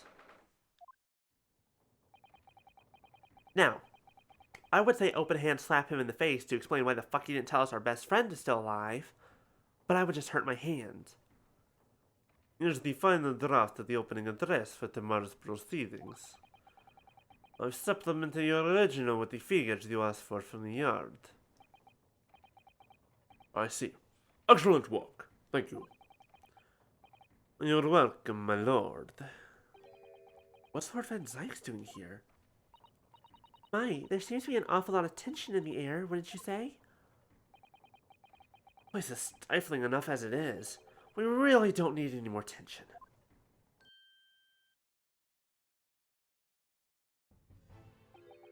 My apologies. I didn't notice you come in. Your small stature and dark dress makes you all but invisible to me. Oh, no, it's entirely my fault for wearing black, I'm sure. His jaw so chiseled you cut your hand on it, yeah, 100%. Okay. From now on, you must dress in white from head to toe whenever you come here. Now then, Mr. Naruhodo. Yes, my lord. I'm right here? I'm right here. Ugh, kill me now. Is something wrong? Perhaps it's a little too hot in here for you. Oh, no, not at all. I mean, I've never experienced a room in such a perfect temperature. If you're sure, the beads of sweat carving their way down your face seem to suggest otherwise. Because of the daggers you're staring at me with, mainly. As you're no doubt aware, my International Forensic Science Symposium begins tomorrow. In fact, your father arrived in London earlier today, I hear, madam. Oh, yes, that's right, my lord. He's extremely honored to have been invited. I'll leave the remaining preparations for the meeting room in your capable hands, then, Lord Van Zykes. I think there's some tension here because of what happened at the last trial 8 days ago. I'll let it end at once. Beric? Off he goes. He gave you a very cold stare as he left, didn't he? No, I haven't done anything, have I? Haven't dropped by his place, you haven't said hi, no calls, anyways. These past few days, my feet have barely touched the ground, I must say. My dedicated right hand of many years was recently put out of action in spectacular fashion. Sorry. Sort of. Not sorry. Hot as she was a murderer, so... Thank you for the junk mail, Nico.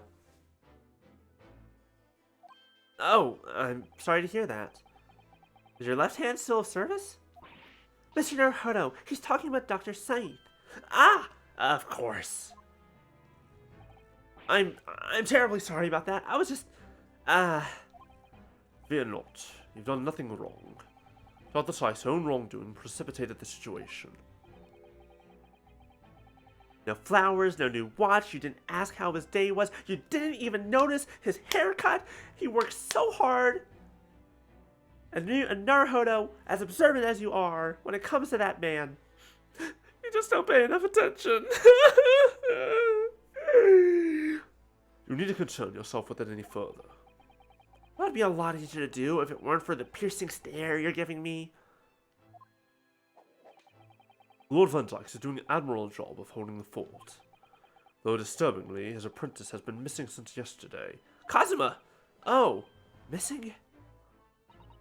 What's become of Kazuma-sama now? You, tell me what you know. First this, I guess. Not long ago, visitor numbers to the Great Exhibition exceeded 30 million. 30 million? Are there even that many people in the world? You have no idea. As a comparison, Mr. Naruhodo, the population of the imperial capital of Tokyo is 2 million. I will be opening up the International Forensic Science Symposium in the exhibition's main auditorium. The event has been 2 years in the making. 2 years of preparations and negotiations with other countries. It sounds like a tremendous achievement. Congratulations. The 20th century will see the wholesale adoption of forensic investigation techniques. Okay, so we're right. This is right before, this is around the end of the 1800s. And cooperation between policing organizations around the globe will be essential. Which is why this landmark first symposium had to be hosted here at the heart of our great British Empire. In order that Scotland Yard can become the leading investigative organization in the New World. He's the same as ever, I see. That passion of his is quite something. You're every bit as passionate in your own way, I'm sure, Mr. Naruhodo. I'm the only person in this country who truly cares about a future that embraces forensic science.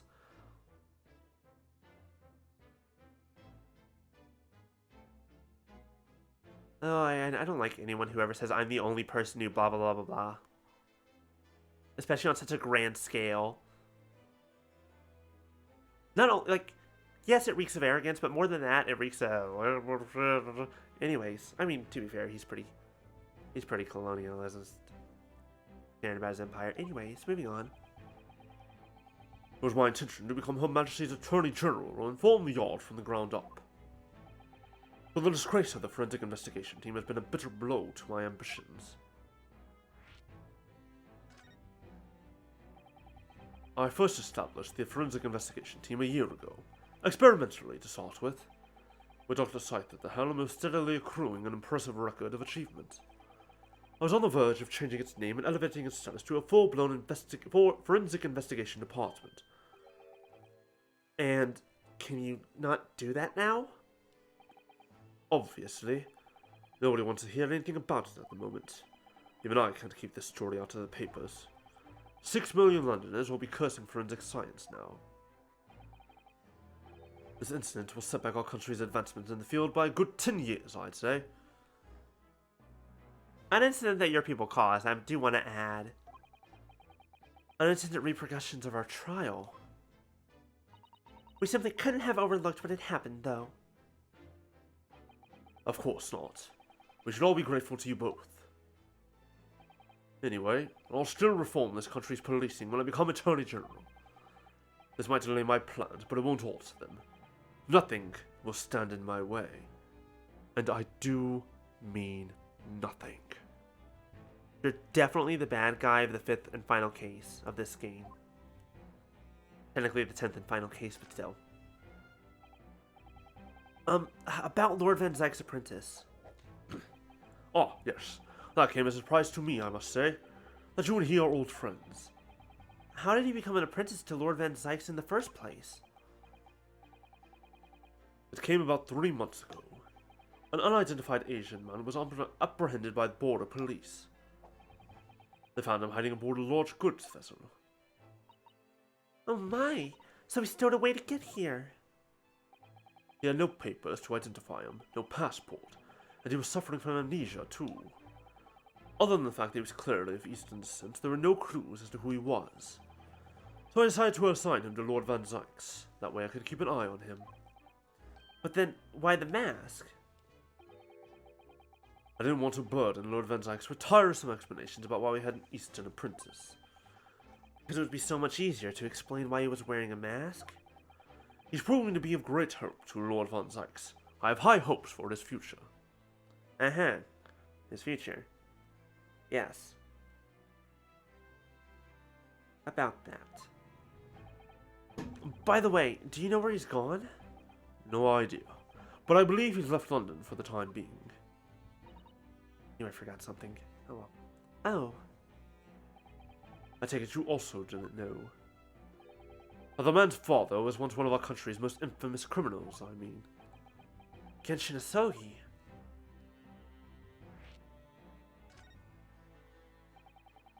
What we learned from that trial 8 days ago was a huge shock. Finding out my friend's father was... Ah, yes. Genshin Asogi. A professor case 10 years ago caused a great stir here in Britain. They were such awful murders, and unprecedented. Using a ferocious dog as a murder weapon. And no one would have believed the culprit was a foreign student invited to study here by the government. But the true identity of the killer couldn't be made public then and can't be made public now. Nobody in your country knows it was him, and neither do the citizens of London. The main motivation was to avoid aggravating relations between our two nations at the time, I understand. Correct. However, it has to be noted that there were some supporters of the professor's apparent cause. I mean, eat the rich and all that. What? Supporters of a mass murderer? Maybe I shouldn't say eat the rich out loud here. The majority of the man's victims were a blight on the aristocracy of the day. Somewhat ironically, the deaths actually benefited society as a whole. So eat the rich is what I'm hearing. Wait, hold on.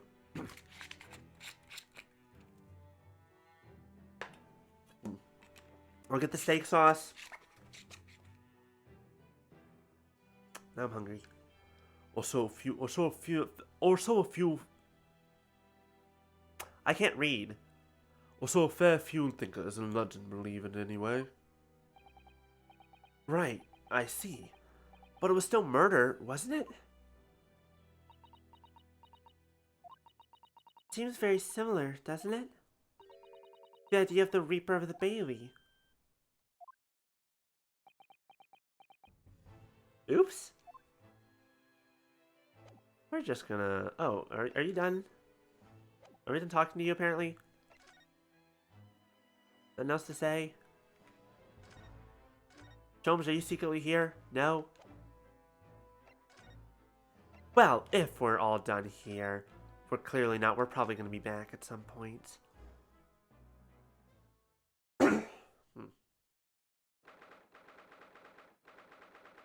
November 1st. Sholmes is sweet. I'm not even going to try. What was that? A man screaming in a most unflattering way. Do you think... Could it have been Mr. Sholmes? My, I do hope not.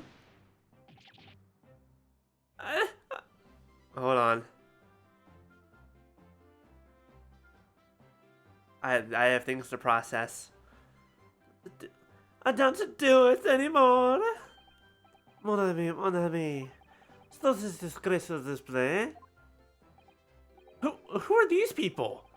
Look at their hair. It's bright red. Oh right, they're from Japan. They never would have seen red hair. I think they must be clients of Mr. Sholmes. Right, you two, you're coming with me now. Down to the clink. No, not in prison. It's dark and damp and I don't like it.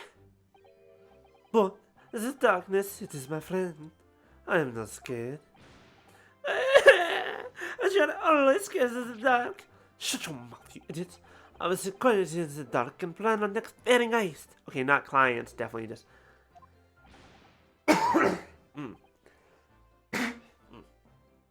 I don't like this. I don't like this. Not tough. I'll finish this down the yard. Now get moving. Get moving. Bye then, Jenny. Have fun. Oh yeah, thanks, Iris. And thanks, you great detective. What just happened? Sheena makes a fine detective herself, doesn't she? Oh, Susie. How Bruno. Oh, Iris. Rome. Well, did you find your daddy? Yes, we arrived at the hotel just before he and his friend. Oh, that's great news. Hope I'll get to see my daddy again soon. Yeah, about that. When are we gonna fucking tell her? Hello? Someone please tell this poor girl she's 10. She needs to know. She's also pretty smart. She can handle it. At some point, we need to tell her that her daddy's dead. I don't want to be the one to do it, but I fucking will. She gotta know. Yes, of course. Dr. John H. Wilson. So, Iris, all that remains now is that greatest of problems known to man.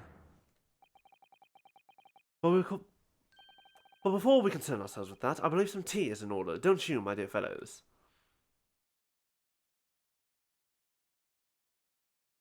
A man's discovered hair dye. Or invented it, I don't know which.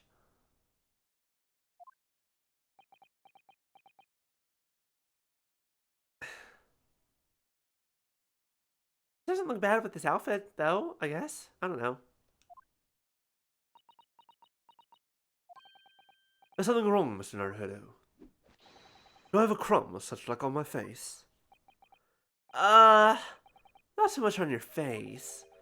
As on your head, I'd say. Come along then, everyone. I've brewed a lovely special blend. Time for tea. Whatever is going on here today? In that case, let's sit and drink now.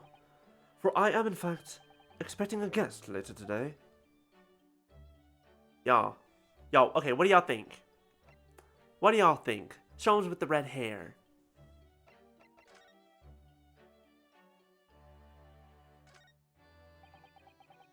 The mask Cosmo wore when he was assigned to Lord Van Zyx's apprentice. When he cast his sign for the trial the other day, I just sort of picked it up. We ought to give it back to him, I suppose. But he has his memory back now, doesn't he? I can't help feeling he might turn around and tell me coldly to wear it myself.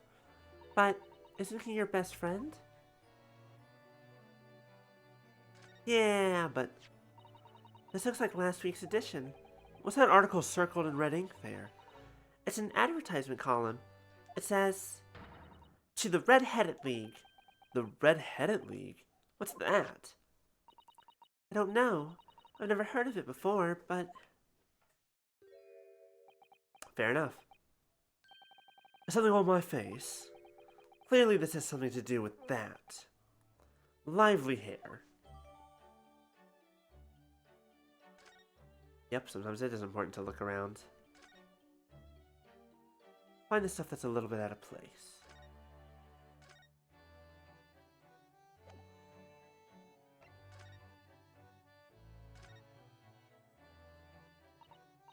Mr. Sholmes, who are the two gentlemen that were here before?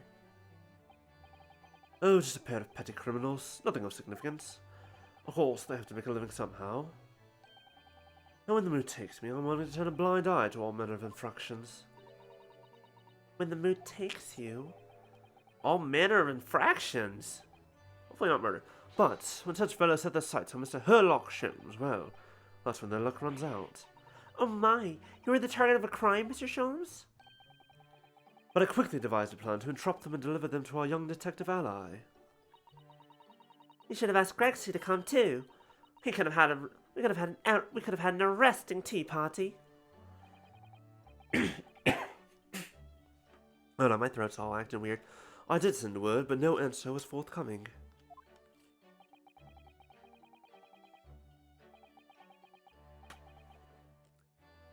The man is constantly in the wrong place at the wrong time. There's a word for it, I'm sure. Ah, I have it! A bungler. That's the word. It's a good job he's not here to hear you say that. So those redheads had been up to no good? I wonder what the men did.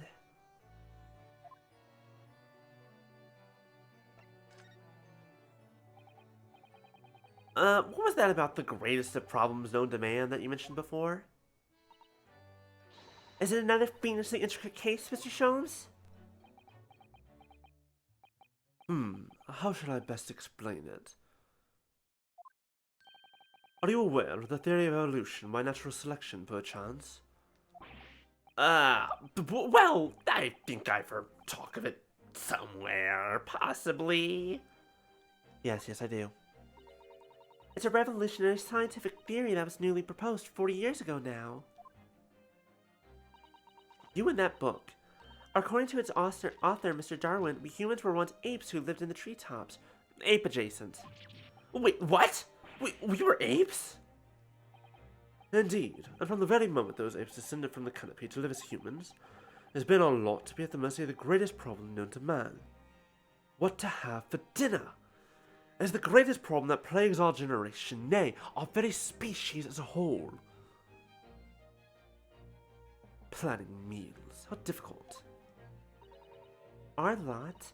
What is this great problem, Mr. Sholmes? Why, is it not obvious, my dear madam? The problem of rent. Okay, you know what? That's fair. He makes a fair point. The problem of rent, indeed. But did you not receive a rather large sum of money for Manitou spells only the other day? Pshaw, a large sum? One potted for Iris and a motor car for me later, and all of it has quite disappeared, I assure you. What do you mean you have a car? Excuse me? What? Wait. Cars haven't been invented yet. We still have carriages, right? Hello? Am I crazy? Honestly, Hurley, you know you squandered it. Yes, well, anyway, 2 days ago, I discovered the answer to man's greatest problem, for the coming month at least. This fucking himbo, I swear to God. Okay, as part of the polycule, you're not allowed to touch the money. You do not have access to the bank accounts. To the shared bank. We don't have a shared bank account. We might. Anyways. Fuck. Fucking fool. No one ever trusts this man with the finances. And what was the answer? Why, there's a substantial clue before your very eyes. Don't tell me. Let me see. Humans are sorry creatures, unable to see what is in front of their noses. Let me give you some assistance. Don't look, but observe me very closely.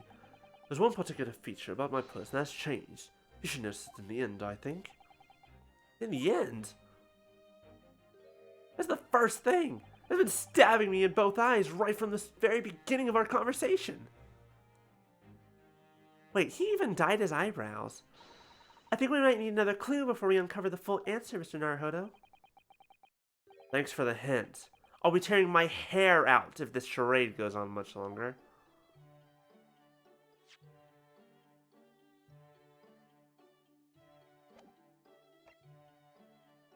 Anyways. Mr. Sholmes, isn't it about time you told us the truth? Just over a week ago, you said to us... I will now tell you something of the first importance, my dear fellow. Great detectives are wont to lie. It will serve you well to remember that.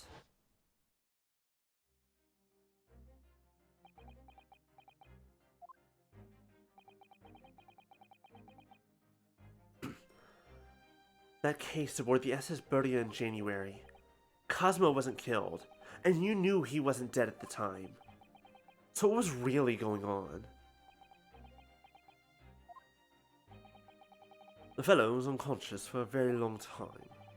If he hadn't regained consciousness when he did, his life would have been in mortal peril. Of course, a side effect of the prolonged comatose state was amnesia, as you now know.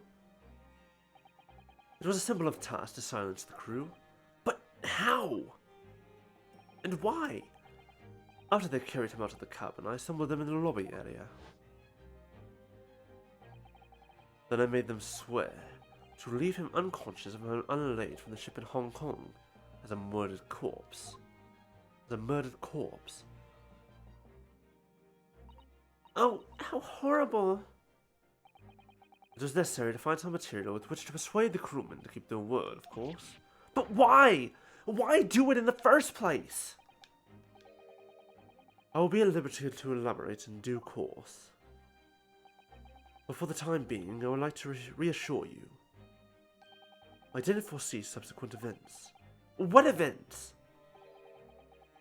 His disappearance in Hong Kong. Oh! I believe I may have made a gross error of judgment. Mr. Sholmes.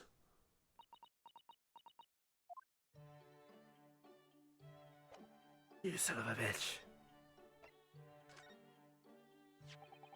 It looks as though someone circled an advertisement in this paper, Mr. Sholmes. And we're just gonna ignore that, and we'll come back to it later, I guess. To the red-haired thing, Does that strike you in some way? I was thinking that just maybe it might be related to your bright red hair.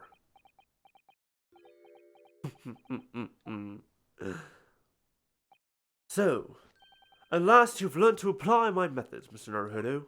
Sorry? In the first instance, and quite indispensable, observation. Believe me, I could have seen that hair with my eyes shut. So then, allow me to regale you with the details of my latest exploits. Regale or boast?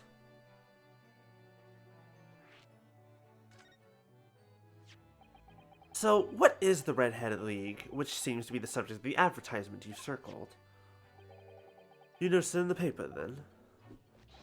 That, my dear fellow, was going to be the source of this month's rent payment. Was? What do you mean, was? How?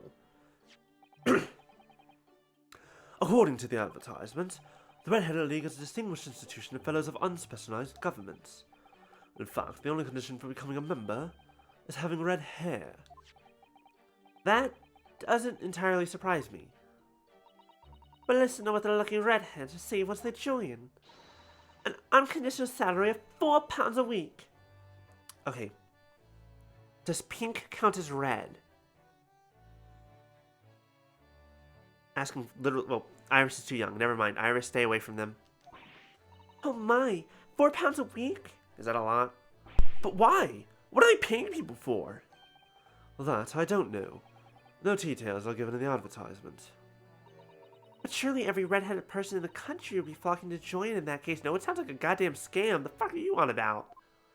That shit's fake as hell. You're right, Susie. There's no time to lose. I'll put in my application at once. So will I, just on the off chance. That might be stretching a point, I think. Okay, so Iris was thinking about it. Trouble is, I have a fixed number of members, you see. Oh, I see. So once a certain number of people have joined, no one else can. But as luck would have it, one member recently passed away. It wasn't particularly lucky for the redhead in question, I feel, Mr. Sholmes. So you decided to try to join in his place? Correct. I mean, look at me. Have you ever seen such a red-headed fellow? No. So why? Why did it have to go so wrong? What on earth happened? A blunder, Mr. Naruhodo, though it pains me to admit it. What's on your wristwatch? What did you actually do to your hair, Mr. Sholmes? Oh, that's unfortunate. Yeah, she should be starting soon. We're gonna raid. We'll end and we'll raid Caden as soon as she is both live and live and on screen, as per usual. I'll go ahead and give my thank you all for joining me stuff here soon. Thank you for the hydrate, Nico. I'm glad you asked, Mr. Toto. What you see atop my head is neither dyed nor a hairpiece. Boss check, thank you. Ah!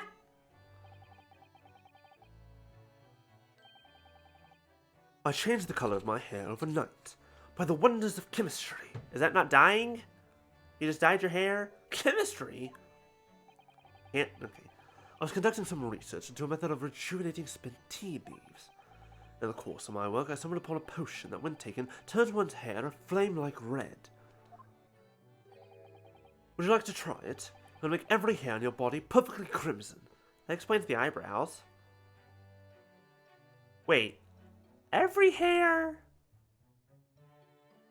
There's an investigation to be carried out in the bedroom later. I think I'll pass. But, Mr. Sholmes, is it quite safe to drink? Surely it's bad for you, isn't it? Oh, I'm sure you're always hampered by such fears. Oh, I should never have doubted you, Mr. Sholmes. You mean to say... But of course. To earn £4 a week, one must be prepared to turn a blind eye to a little danger. That degree of red signals more than just a little danger. It's like your blood is ending up in your hair. So anyway, Hurley left full of confidence yesterday with his new red hair. For the park on Lime Street, where the Red-Headed League were interviewing prospective new members. Oh, thank you, Nico.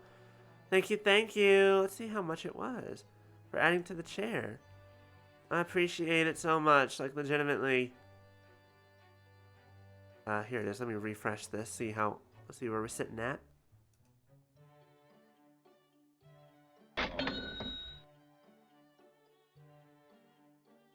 $68%. Thank you. Nah, it's weird how it factors in like processing fees and other stuff. Thank you for any contributions though. You know I appreciate it. You were so close to 69. You almost had it. You were very close.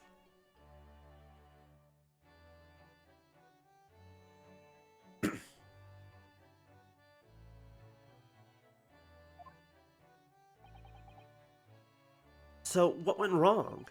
The whole park was choked with red-headed folk like a Costa's orange barrow. I queued for 8 hours solid before at last I reached the front. But when the panel of interviewers saw me, they immediately said, "Ah, Mr. Erlock Sholmes, are you in disguise to conduct an investigation?" Ah, you poor, poor bastard. The price of fame.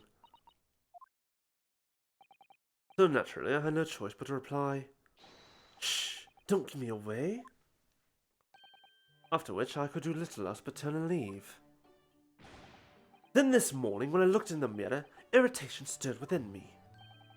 So I turned that pair into the police. Oh dear, what a disaster. For Hurley and those two redheads. Edge time. Why did I say that out loud? Oh, we got a phone call. Alright, so, Kane is... here is my guest now, my latest client with money to spend. Alright, Kane is going live. I'll get things ready, but we will raid her when she is fully going. Thank you all so much for joining me today. I appreciate all of y'all. Thank you for the subs, the follows, the throwing the stuff at me, the things on the for the chair. I love and appreciate all y'all for everything. Like the Twitch recap recently came up, and it's just like, so nice. Yeah, no, this is a good. Race Attorney's a fun time, and we're nearing the end, but I still have no idea how much longer there is to this game. There's so much. This game is so much. It's so long. Visual novels. You gotta love them. Oh, I do hope it's an exciting case, Hurley. Remember, Iris, we are at present gripped by the greatest problem known to man. I must be willing to accept any case, no matter how unstimulating. Save locating a runaway, of course. Don't spare anyone's feelings, will you? Oh dear. I'm afraid that Hurley can lack a little tact, especially just before the rent is due. Did I just get... Wait, hold on. It's the woman from the last trial. You were on the jury. What? Hello? Why are you here? What is happening? Why is this town so small? There are 6 million people living in this town, in this city, and that's not even everyone who's here for the Great Exhibition. How the fuck do we keep running into the same people over and over again? What? Okay. Anyways, what was I saying? I was saying thank you, everyone. I always appreciate it. Yes. We're still waiting on Kane to start, so we're gonna keep going a little bit more. Mr. Sholmes, Mr. Erlock Sholmes, please, oh please. Oh no, actually she's going live. So we're gonna go ahead and raid. Thank you all so much for joining me. Saturday I'll see you all for Genshin. Next week we'll figure out exactly what we're doing. Oh, Saturday I might also do something early, like in the morning. I'll do something. I'm gonna do something beforehand, before Genshin. I don't know what game yet. Probably Ghost of Tsushima. We'll see. Make sure to raid. Have a great rest of your night. I hope you all enjoy yourselves. Throw stuff at her for me, please. Throw Chaos Emeralds at her head. It's fun to do. Alright, we're gonna go ahead and raid. Bye, everybody! I'll see you later! Everyone's waving at the camera despite the fact that you can't see me do that, so bye!